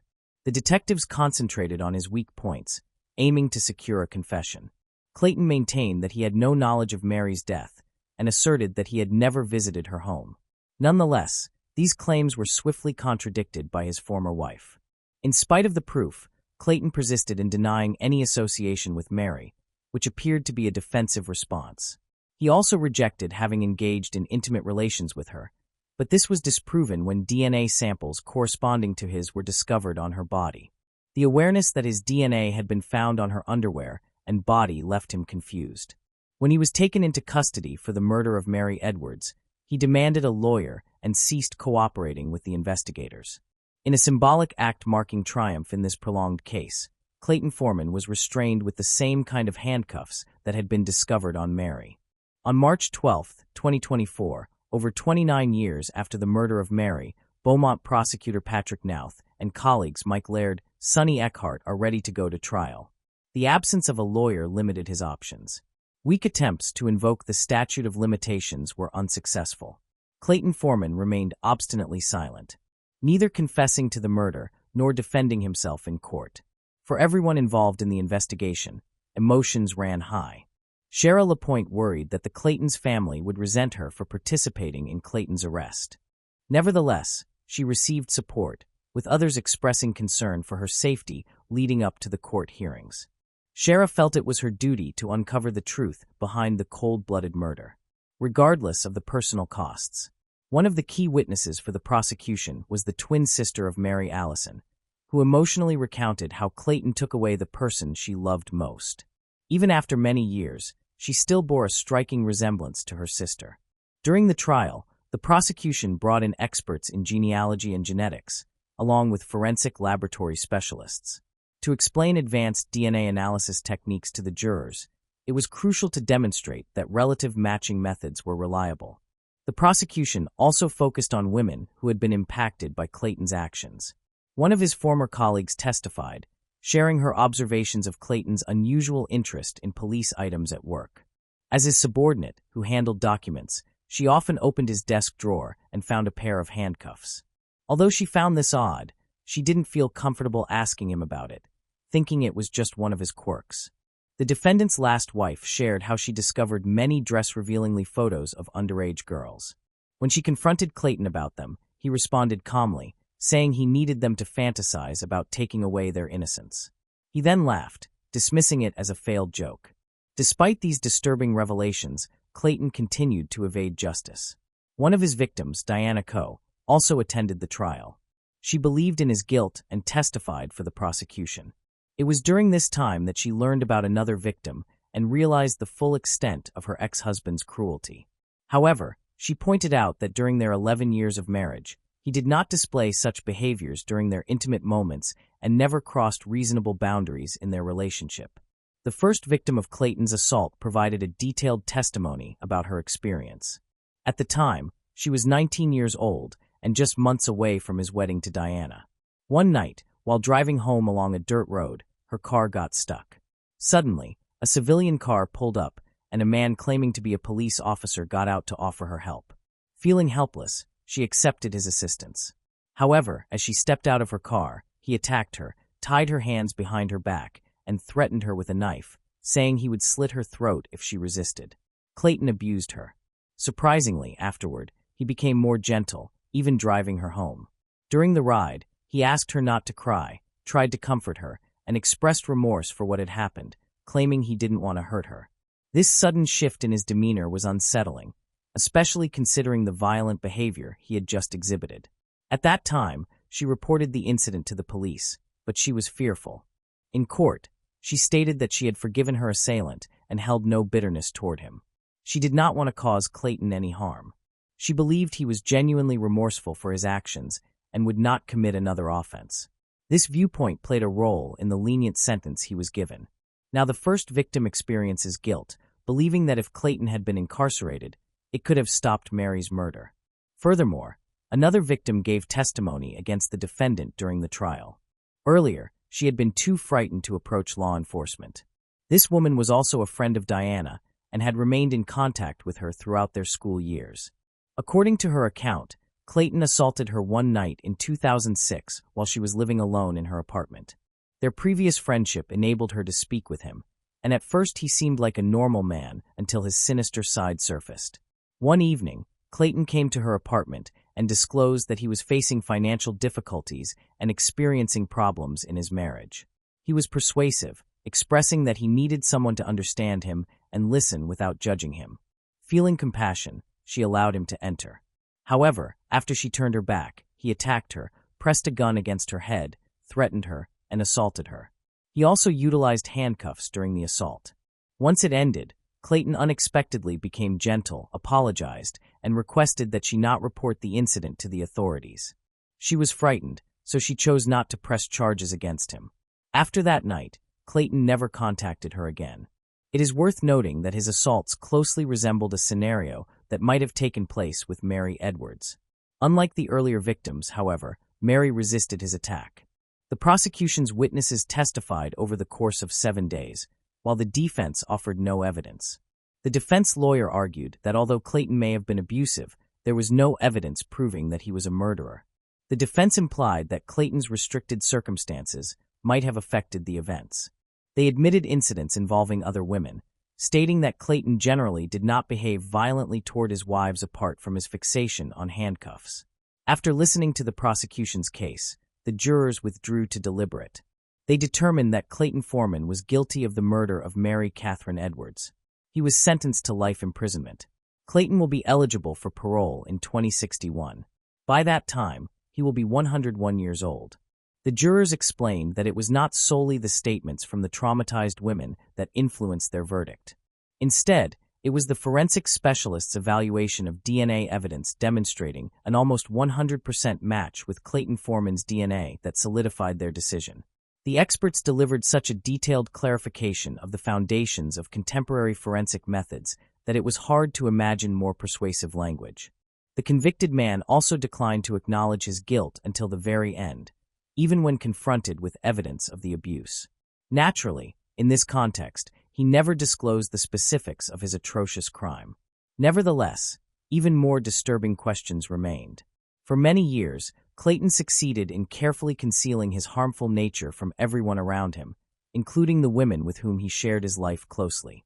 Most individuals around him were unaware that he was capable of committing murder. Authorities suspected that he might have been connected to a far greater number of violent crimes that were never solved. Clayton Foreman is incarcerated in state prison. He will qualify for parole in 2061, provided that he is still alive. He continues to remain silent, while authorities persist in hoping that he will one day disclose his secrets. Moving on to the next case. The case of Menhez Samaan. Menhez Samaan, a Canadian with a promising future, had the opportunity to attend York University to study mechanical engineering. However, he chose instead to deceive his parents and live a lie. As his expected graduation date approached, maintaining this double life became increasingly difficult, severely affecting his mental state. This ultimately culminated in the tragic act of murdering his entire family. In an effort to gain attention, he posted photos of his crime on his Discord channel. Initially, many assumed it was a joke, but it soon became evident that the images were real. Discord's anonymous features enabled Menhez to conceal his true identity, making it difficult for users to determine his real name, age, and location. In Bangladesh, a country burdened by poverty and overpopulation, many people sought a better life abroad. Monteros, born in 1971, felt an insatiable desire to improve his circumstances. Despite the country's rapid development, Monteros longed for more. He met and married Momtaz, born in India, and together they shared a dream of creating a better future in Toronto, Canada. After 2 years of preparation, Monteros and Momtaz moved to Toronto. They settled into their new life and eventually began a family. 6 years after their arrival, they welcomed a son, Menhez, followed by a daughter, Mesa, 2 years later. Momtaz and her husband Monteros were loving, devoted parents who worked tirelessly to ensure the well-being and happiness of their family. Momtaz was especially close to their children and was known for her kindness and generosity. She devoted significant time to caring for her family and was always willing to offer help when needed. Within her community, Momtaz was a respected and well-liked figure, both in her neighborhood and among fellow Bangladeshi immigrants. Monteros was a more reserved individual, but he was also highly respected within the community. He was a devout Muslim who prioritized the welfare of his family above all else. As a taxi driver, Monteros was extremely knowledgeable about the city of Toronto, thanks to his many years of experience. His dedication to his work earned him numerous accolades, including recognition as the best employee of the month and one of the top taxi drivers in his company. Both Momtaz and Monteros held high expectations for their children, Mesa and Menhez. Having successfully navigated the challenges of relocating to a major city themselves, they anticipated that their children would achieve great success. They dreamed of their children securing high-paying, prestigious positions that would provide comfort and prosperity. After leaving behind impoverished conditions, Monteros and Momtaz were determined to provide their children with every opportunity for success. They worked diligently toward these goals, achieving gradual but steady progress. The family's first major milestone was purchasing a modest home on Mawon Road in Scarborough. Through careful financial planning, they subsequently acquired 2 investment properties, one in Scarborough and another nearby in Danforth.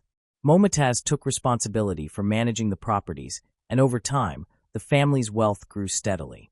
As their assets increased, Momtaz felt a stronger sense of responsibility toward her 2 children and the 3 properties.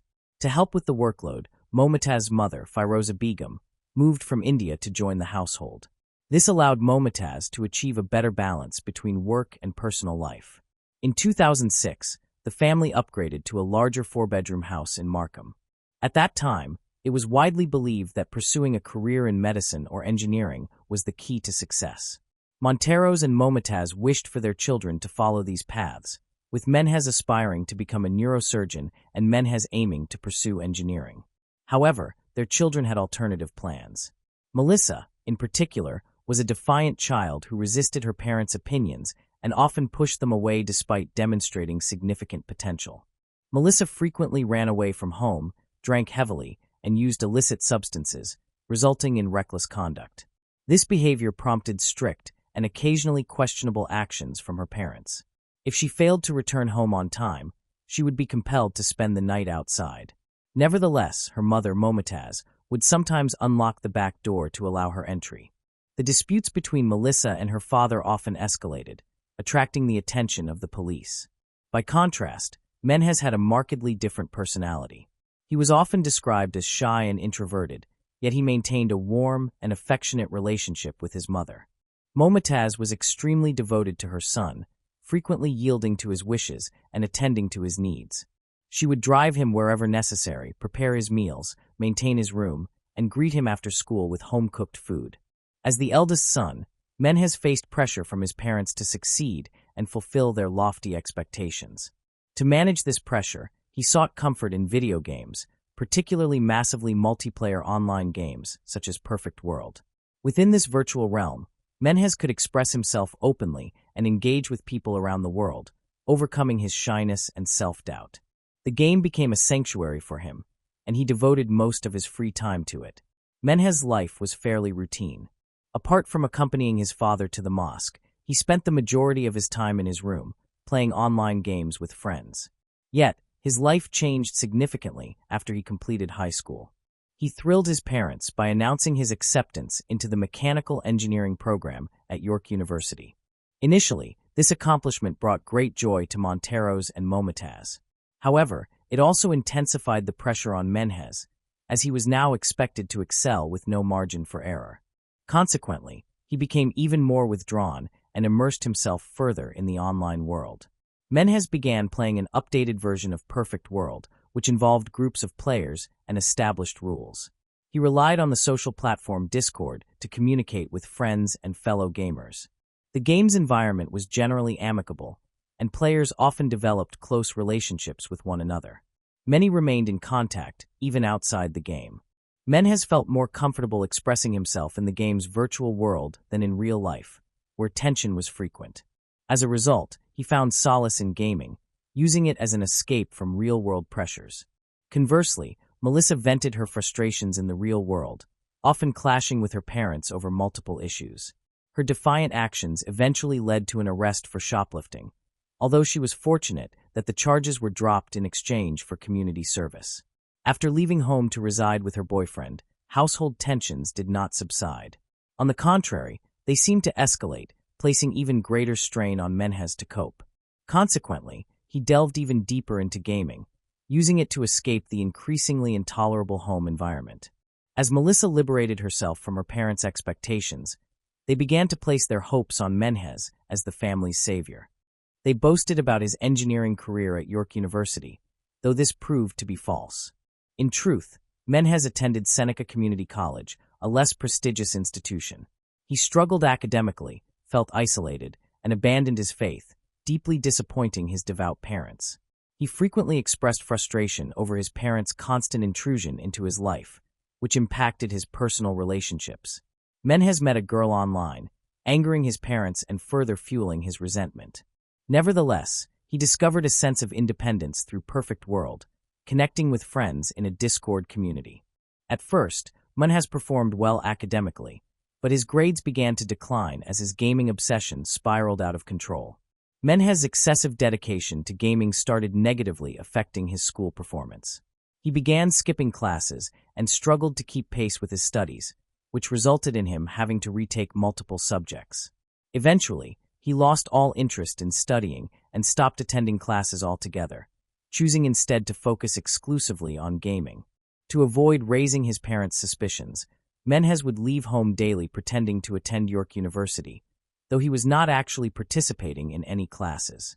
Instead, he spent his days playing games at a cafe on his laptop, working out at the gym, and then returning to gaming late into the night. In online conversations with his gaming friends, Menhez occasionally joked about leaving the group and made cryptic remarks about possibly going to prison. However, his friends did not take these statements seriously, as they were accustomed to his habit of making humorous comments. Additionally, Menhez frequently joked about sensitive subjects like homophobia and religion, but within the gaming community, no one considered his remarks serious. Over time, Menhez's sense of humor darkened and became more aggressive. He began making jokes that were deliberately provocative, aiming to elicit reactions from other community members. Yet, his attempts at humor became so offensive that they prompted multiple complaints. Ultimately, the community administrators banned him due to his behavior. Menhez grew increasingly isolated. In contrast, Melissa turned her life around, repaired her relationship with her parents, and even gained acceptance to York University. Outwardly, the family appeared happy and successful, with fresh beginnings and a promising future. As Menhez realized he was about to lose his privileged status as the golden child, he committed a horrific crime on July 27, 2019, just one day before his anticipated graduation ceremony. On that day, the family was occupied with their usual routines. Menhez's mother and grandmother carried on with their normal schedule, attending a daybreak event, unaware of the looming tragedy. Menhez began executing his horrific plan by sneaking into his mother's bedroom. He struck her on the head with a crowbar, rendering her unconscious, and then slit her throat to ensure she was dead. He repeated the brutal act with his grandmother. After committing these heinous murders, Menhez calmly returned to his room and opened Discord, where he sent a disturbing photograph of his mother's mutilated body beside the crowbar. The recipients initially questioned whether it was a joke, given Menhez's reputation for dark humor. However, the image was highly realistic and did not appear to be a prank. Menhez was a well-known figure in the perfect world gaming community, but his behavior had long been unsettling, giving him a negative reputation among many players. The situation escalated disturbingly when Menhez posted two photographs that appeared to depict a murder scene. The images were extremely realistic and did not seem like a joke. Menhez then made a chilling post claiming he had killed his mother and grandmother and was waiting for his sister and father to return home so he could kill them as well. As the situation intensified, other gamers began to take Menhez seriously, fearing his threats could result in additional deaths. Discord users were convinced they were witnessing a series of crimes in real time and felt powerless to intervene. Desperate to prevent further harm, players attempted to uncover Menhez's identity, but he had concealed his personal information, leaving no clues about his name, age, or location. To gather more information, users contacted Menhez's friend, Junior, requesting any details he might know. When Junior confronted Menhez regarding the disturbing images, Menhez confirmed that his threats were genuine and that he intended to kill his father and sister soon. Meanwhile, the family returned home to an eerily quiet house. Unaware of the danger, Melissa walked into the house, where Menhez was waiting inside. As she entered, he attacked her with a crowbar, striking her on the head, and then slit her throat. After committing the murder, Menhez took a photograph of Melissa's body and sent it to his friend John via private message. Menhez posted the photo along with a disturbing message, claiming that he had struggled with his sister Melissa for 10 minutes, during which she screamed and cried. In a private message to John, Menhez expressed extreme self-loathing, stating that his parents would be ashamed of him and that he was a coward and subhuman. Menhez then sent John several additional photos, including one of the murder weapon and a selfie with a bloody knife. John was horrified and shared these images with the rest of the group, confirming that Menhez had indeed committed a third murder. Group members quickly saved the photos as evidence against Menhez. Meanwhile, Menhez continued to act normally, waiting for his father to return home. When his father, Monteros, entered the garage, Menhez ambushed him, stabbing him in the neck, similar to his previous victims. Menhez took a photo of the victim, which the group could not prevent. In a shocking revelation, Menhez sent a disturbing message to online friends, stating, "I consider myself a coward and a loser. As an atheist, I do not believe in an afterlife, so I feared death and wanted others to die instead, sparing them suffering. I realize now how pathetic and selfish I have been." What followed was even more alarming. Menhez told another online friend that he had murdered his entire family and was prepared to spend the rest of his life in prison. He then invited this friend to view photos of the crime scene. However, the story took a critical turn. One of the online friends discovered a method to obtain Minhaj's IP address, which could reveal his location. Using this information, the group was able to track Minhaj to his home in Toronto. A user from Minnesota, who was part of the online conversation, contacted their local police department, which in turn alerted the Toronto police to Minhaj's whereabouts. The authorities began their investigation after receiving information from an anonymous source. Meanwhile, Minhaj remained active online, chatting with users who asked about his next actions.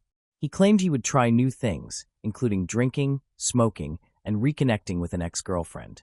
However, it was only a matter of time before the police caught up with him. They tracked his IP address, contacted his internet service provider, and obtained his physical address. Surprisingly, Minhaj had made no effort to conceal his digital tracks, despite being an experienced gamer and computer user. Just 12 hours after the crime, officers arrived at Minhaj's residence. Looking up, they saw Minhaj peering from his bedroom window. At this stage, the police had limited evidence and information, relying mostly on tips from online users.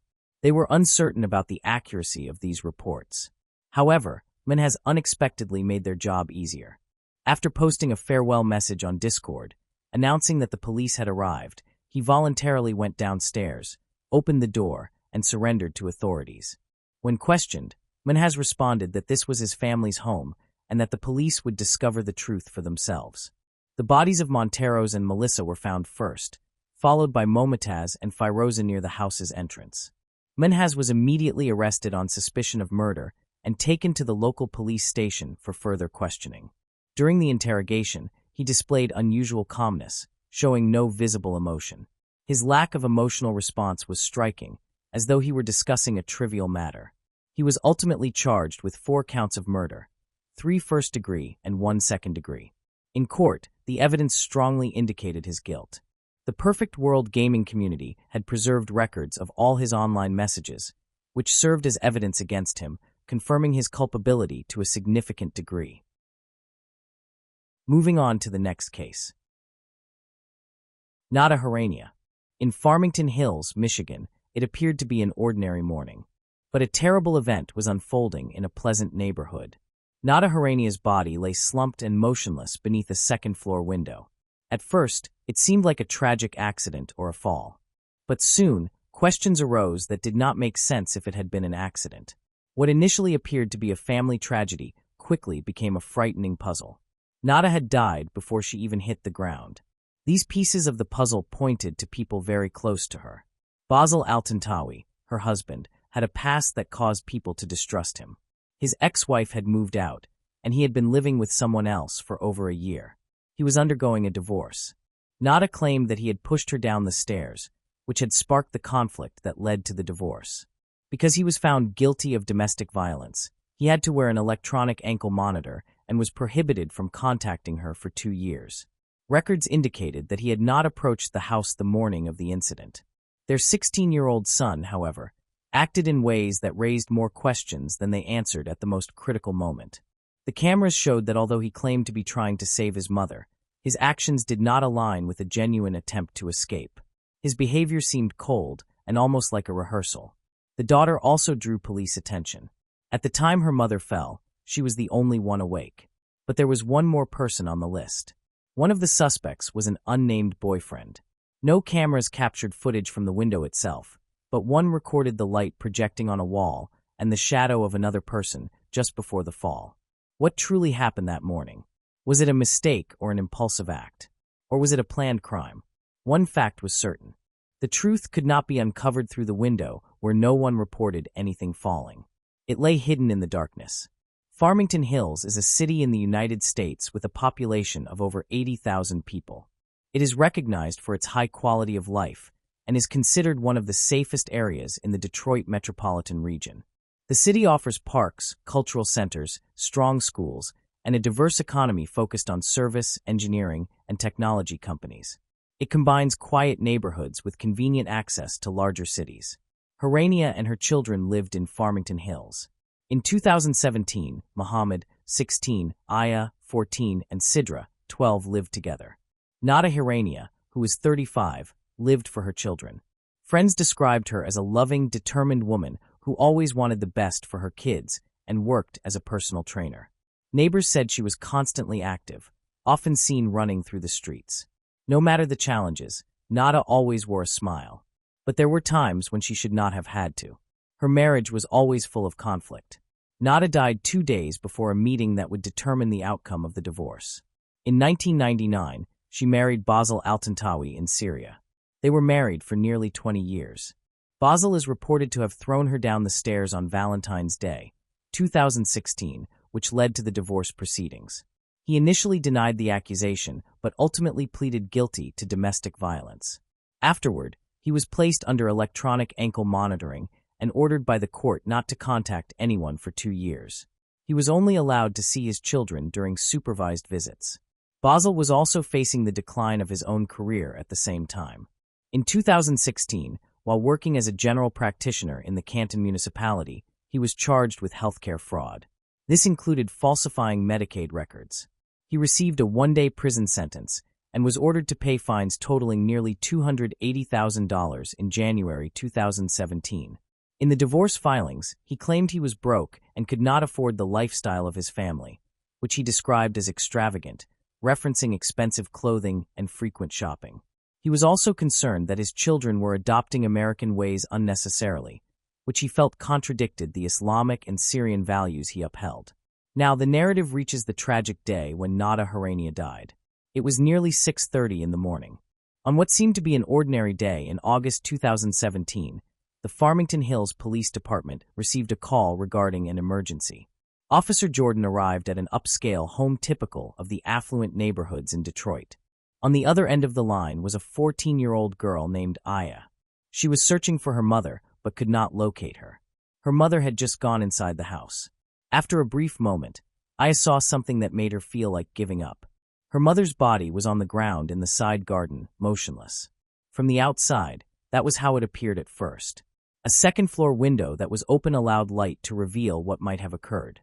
"We need an ambulance," Aya said when she called for help. Someone on the other end asked, "Oh, what's going on there?" "I'm not sure. We were late for school. When I went to check on my mom, she was lying by the window. She never leaves that window open," Aya explained, nervous. "Your mom fell 2 stories. There are 2 levels. How old is your mom?" 33. "Did she fall and hit her head?" "Yes. She can breathe." "I'm not sure. Her neck hurts. I'm not sure if she is breathing. Check Jack if she's breathing." In the middle of the call, Aya handed the phone to her 16-year-old brother, Muhammad, and began performing CPR on their mother, who lay still on the patio floor. 1, 2, 3 for faster, the operator instructed. "What happened to your mother?" "It looks like she jumped off the building." "How did she get down?" "I only heard a scream. I didn't go into the room. I couldn't see." "How or what did she do before she fell?" "The window must have been being cleaned. She usually cleans it in the morning." Aya met Officer Jordan on the side patio and guided him there. Upon arrival, he saw Muhammad performing CPR on their mother. The officer took over until police and paramedics arrived. But when they got there, they found no signs of life, no pulse. The body was transported to the Oakland County Coroner's office, where she was pronounced dead. The cause of death was still unknown. They reported that their 12-year-old sister was still asleep in her room and that no one else had been in the house. They also stated that no one had entered during the night or that morning before police arrived. Aya told the officers she was supposed to be ready for school at 6:30, which was when her mother normally dropped her off. When she realized it was nearly time, she could not find her mother and attempted to call her cell phone several times without success. The officer asked the children when they had last seen their mother. Aya said she had seen her the previous evening around 7 or 8 p.m., when she had gone to bed earlier than usual. The officer then asked when they had found her mother. Aya explained that she had tried calling twice that morning at 6 a.m., but received no answer. Concerned, she called again at 6:30 a.m. because she had to leave for school with her brother at 6:40 a.m. The guest room also served as the bathroom and makeup area. When she went upstairs, she saw an open window, a ladder leaning against it, a bucket of water, and a bottle of Tilex cleaner. Her mother typically started her household chores early in the morning, but she was not in the room. Seeing the open window, Aya decided to check the exterior of the room. That was when he saw his mother's body on the floor and immediately called his brother. They both hurried down to the scene. The boy's father, Basil Altantawi, lived in a different home. The couple had been separated for over a year, but their divorce had not yet been finalized. Because of this, the police officer instructed the brothers to call their father and ask him to come to the house while the police investigated what had happened. During his testimony, Muhammad provided crucial details that differed from his sister's account. He said he heard movement in his mother's room around 5:50 a.m., just before he took a shower at 6. When questioned, he explained that he had not actually seen her. He had only heard noises coming from upstairs, where her bedroom was located and where she kept her makeup. When Basil arrived at the house, the police officially informed him that his mother had died. He fell to his knees, overwhelmed by shock and grief. Investigators were interested in examining the scene, even though it initially appeared to be an accident. Aya and her brother had not touched their mother's body when they found her, but paramedics noted that she was lying on her back, which is unusual for someone who had fallen from a window. Officer Jordan also noted the absence of blood, which was atypical for such a severe fall, suggesting that the impact had not caused her death. He observed additional irregularities. The bucket that had been at the base of the wall beneath the open window was buried, as was the ladder that should not have been there, and the bottle of cleaner remained on the top step with a bandage on it. The lower windowsill had been torn off during the fall, and the closed side window had dry, opaque stains on the glass that could have come from cleaning products. Investigators suspected that Tilex had been used, as the marks ran from top to bottom. It is important to note that Tilex is not typically a window cleaner. In the yard near the body, a towel with a strong chemical odor was discovered. It could have contained a cleaning agent or something even stronger. The towel was taken for forensic analysis. There were no indications of forced entry into the house, but cameras were installed on the exterior. When police asked Basil if he thought the DVR system was broken, he said he did not know how to access it, but he still allowed them to check. To everyone's surprise, the cameras were functioning.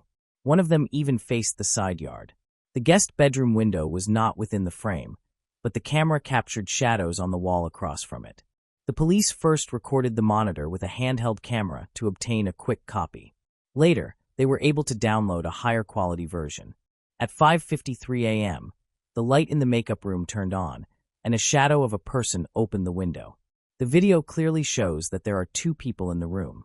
Shortly afterward, a figure can be seen pulling something toward the window. The person picks it up and places it on the sill. Then, nothing is pushed out of the window. The shadow is caught above the window. It remains still for a few seconds, perhaps observing what was below, before it is seen moving around the room. The light goes out briefly, and then returns quickly. Investigators believe the killer moved the ladder to the window at this point to stage the scene. The autopsy confirmed what the camera footage had already indicated. Nada died of asphyxiation. She was already dead before being pushed out of the window. In fact, she had died hours before her children discovered her, possibly in the early morning.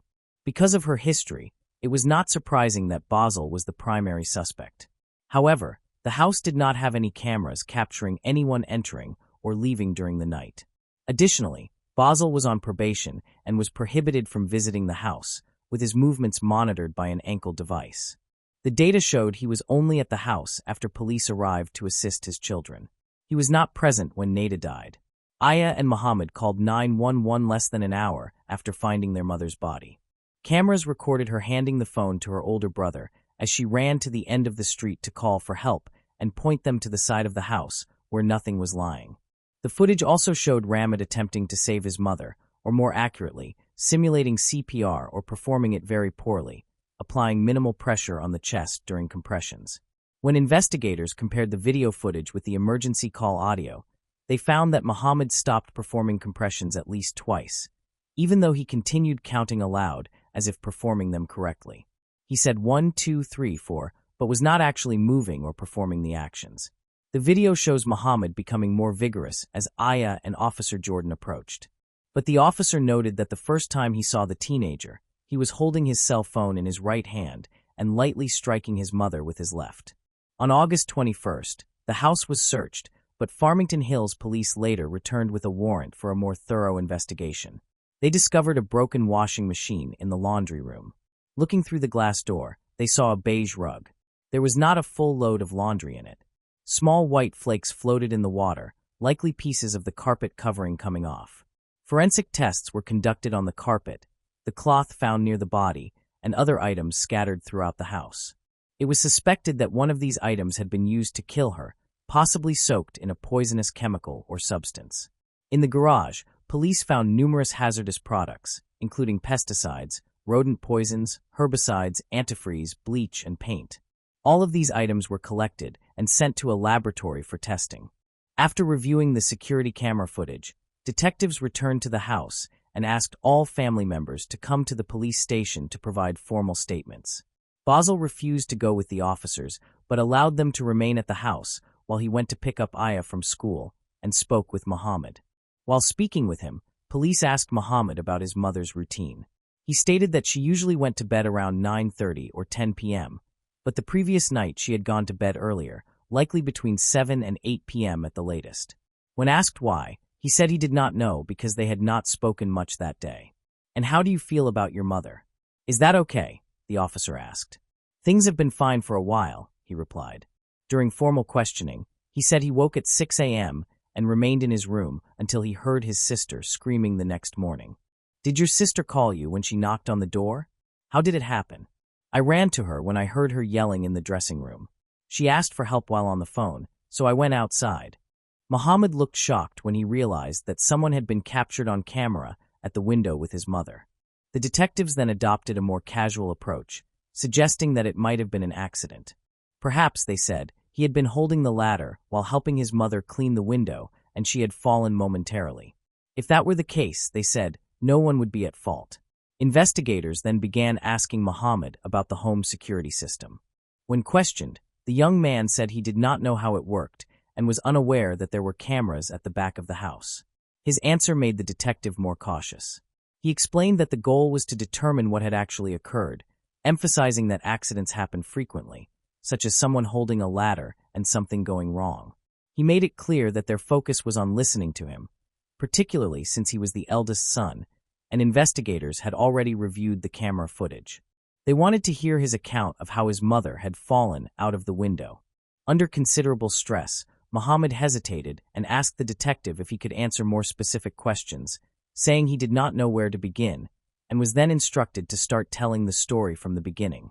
The young man said he had woken around 6 a.m. and saw his sister preparing for the day. He believed that his other sister was also getting ready at the same time. When asked if Aya had witnessed what happened, Muhammad gave an evasive response, only saying that she had discovered the scene. She appeared uncomfortable and avoided making direct eye contact with the police. "Yes, she found the scene, right?" Muhammad looked away and responded, "Was she there when it happened? Was I there?" "She may not have wanted to discuss my sister. I know she was awake before me," he said. The officer replied, "Someone was there. That is something we know. It's visible on the recording. As I said, I do not want to talk about my sister, but if I must, she was awake before me." The detectives then provided Muhammad with information they considered important for the investigation. The cameras clearly showed a person with short hair, indicating a man. Investigators were confident that the individual in the images was Muhammad. Following this, he began offering different versions of events. In the first, he claimed that he had brought his mother a spray bottle in the morning so she could clean the window. After handing it to her, she allegedly left the room and shortly afterward fell. In a second version, he said he had been holding the ladder while his mother cleaned, but he was not responsible for the fall because she lost her balance. Confronted with these contradictions, the detective applied further pressure on Muhammad. He appeared nervous and distressed, repeatedly stating that he understood the severity of the situation. The investigators insisted that they needed to know why so the matter would not have to escalate further. "We just want to know why. So we do not have to take this any further," the investigator said. Muhammad finally spoke, taking a deep breath. "As I said, she was going upstairs to clean the window when I woke up. I wasn't really paying attention. I went down to get some water. I thought she was getting ready. The window was clean when I returned upstairs. I was asked to bring something for her to clean it with. I brought the spray bottle. I am not sure if she had already set up a ladder or a stool. That window screen was coming down. She asked me to hold the ladder because it was shaky before I left the room. But you can't just stand there and stare at the ladder all the time, you know? Then she leaned over. I don't know what got stuck, but she fell. I had no idea what to do. I thought I was having a dream. I got into the water. I had hoped this wouldn't happen. After about 40 minutes, Mohammed's father, Bessel, came home and stopped the questioning right away. He hired a lawyer for his son. But the investigation went on. When detectives looked at Mohammed's phone records, they found something very disturbing. On the day of the murder, the young man made 50 calls to a single number, starting at 4:27 a.m. and continuing all day. The number was saved on his phone as Love Love, and 8 of these calls happened before 5 a.m., which was a long time before anything was found. For months, investigators couldn't find another day with a similar call pattern. Many calls were short and some weren't even answered, like the one at 5:55 a.m., which is exactly when the cameras caught nothing falling from the window. When they used a warrant to unlock Mohammed's iPhone, they found that Love was actually his father, Basil al-Tantawi. There was a long history of messages between father and son. Mohammed's dad sent photos, videos, and audio of conversations he had secretly recorded with his mother, including conversations with her divorce lawyer. Even more shocking was finding a screenshot of a conversation that took place weeks before Nada's death. In it, she told Mohammed that she knew Basil had done things that could get him jail time. She said she had never told anyone this before because she was afraid of what would happen. Mohammed sent this message to her father right away. 3 weeks before the crime, she also sent Basil a picture of the window on the second floor that hadn't been pushed on. Teenager had been searching online for ways to remove a window screen. At 8:10 a.m. on the day of his death, while paramedics were still at the house, Mohammed desperately searched his cell phone. How do you delete data from a computer? Mohammed, 16, was arrested and charged with killing his mother. Authorities didn't say much about Basil's role because they said there wasn't enough evidence to formally indict him. Mohammed had a strong case. People who knew the family said that the young man was much more in line with his father's traditional values than his sisters. His sisters went on trips with their mother and liked the American way of life, but Mohammed wasn't happy. He didn't like that his mother was independent as a personal trainer, and most of all, that she decided to divorce Bessel. Mohammed also thought that his parents' divorce would make the family even less connected to the local Syrian and Islamic communities. The relationship between mother and son had been getting worse for months. A week before the crime, after a heated argument, Mohammed was said to have yelled, "It doesn't matter. You're going to get what you deserve." When the case finally went to trial, it was delayed by appeals and the pandemic.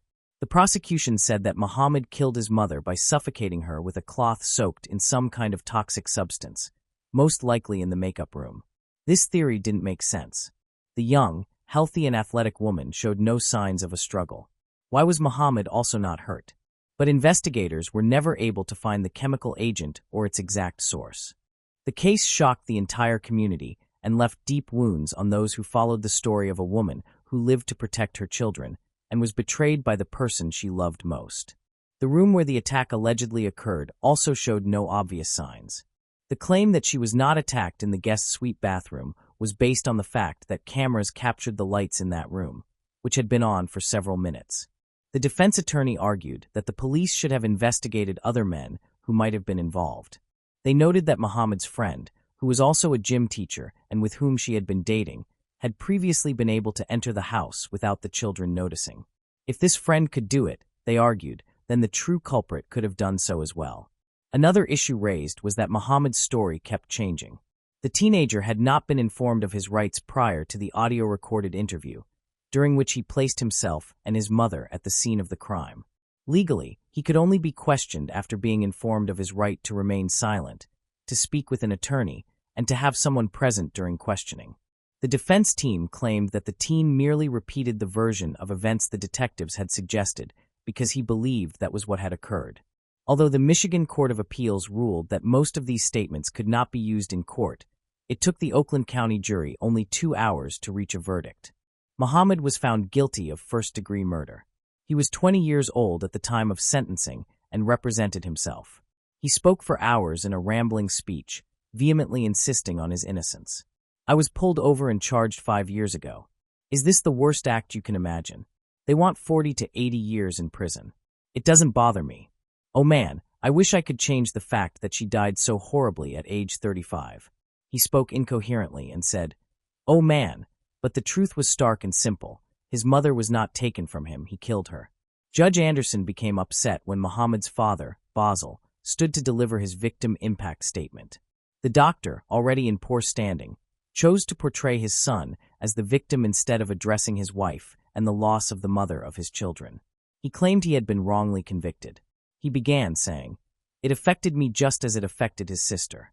The judge interrupted, stating, "That is not what a victim impact statement is for, sir." Al-Tantawi continued, claiming he was and remains a caring, loving, and compassionate person. The discussion continued until Muhammad spoke up. "I want you to be quiet. You are not the victim here." The judge replied firmly, "If you are speaking about him, you are calling him a victim, and he is not the victim here." After Basil finished speaking, his daughter Aya was removed from the courtroom against her while screaming at her father. This was the reason Aya had grown distant from both her father and her brother. She believed they were both responsible for her mother's death, even though her father had not caused it directly. In the years preceding the trial, Aya never stopped speaking out, defending herself against accusations and standing up to her brother. He killed her.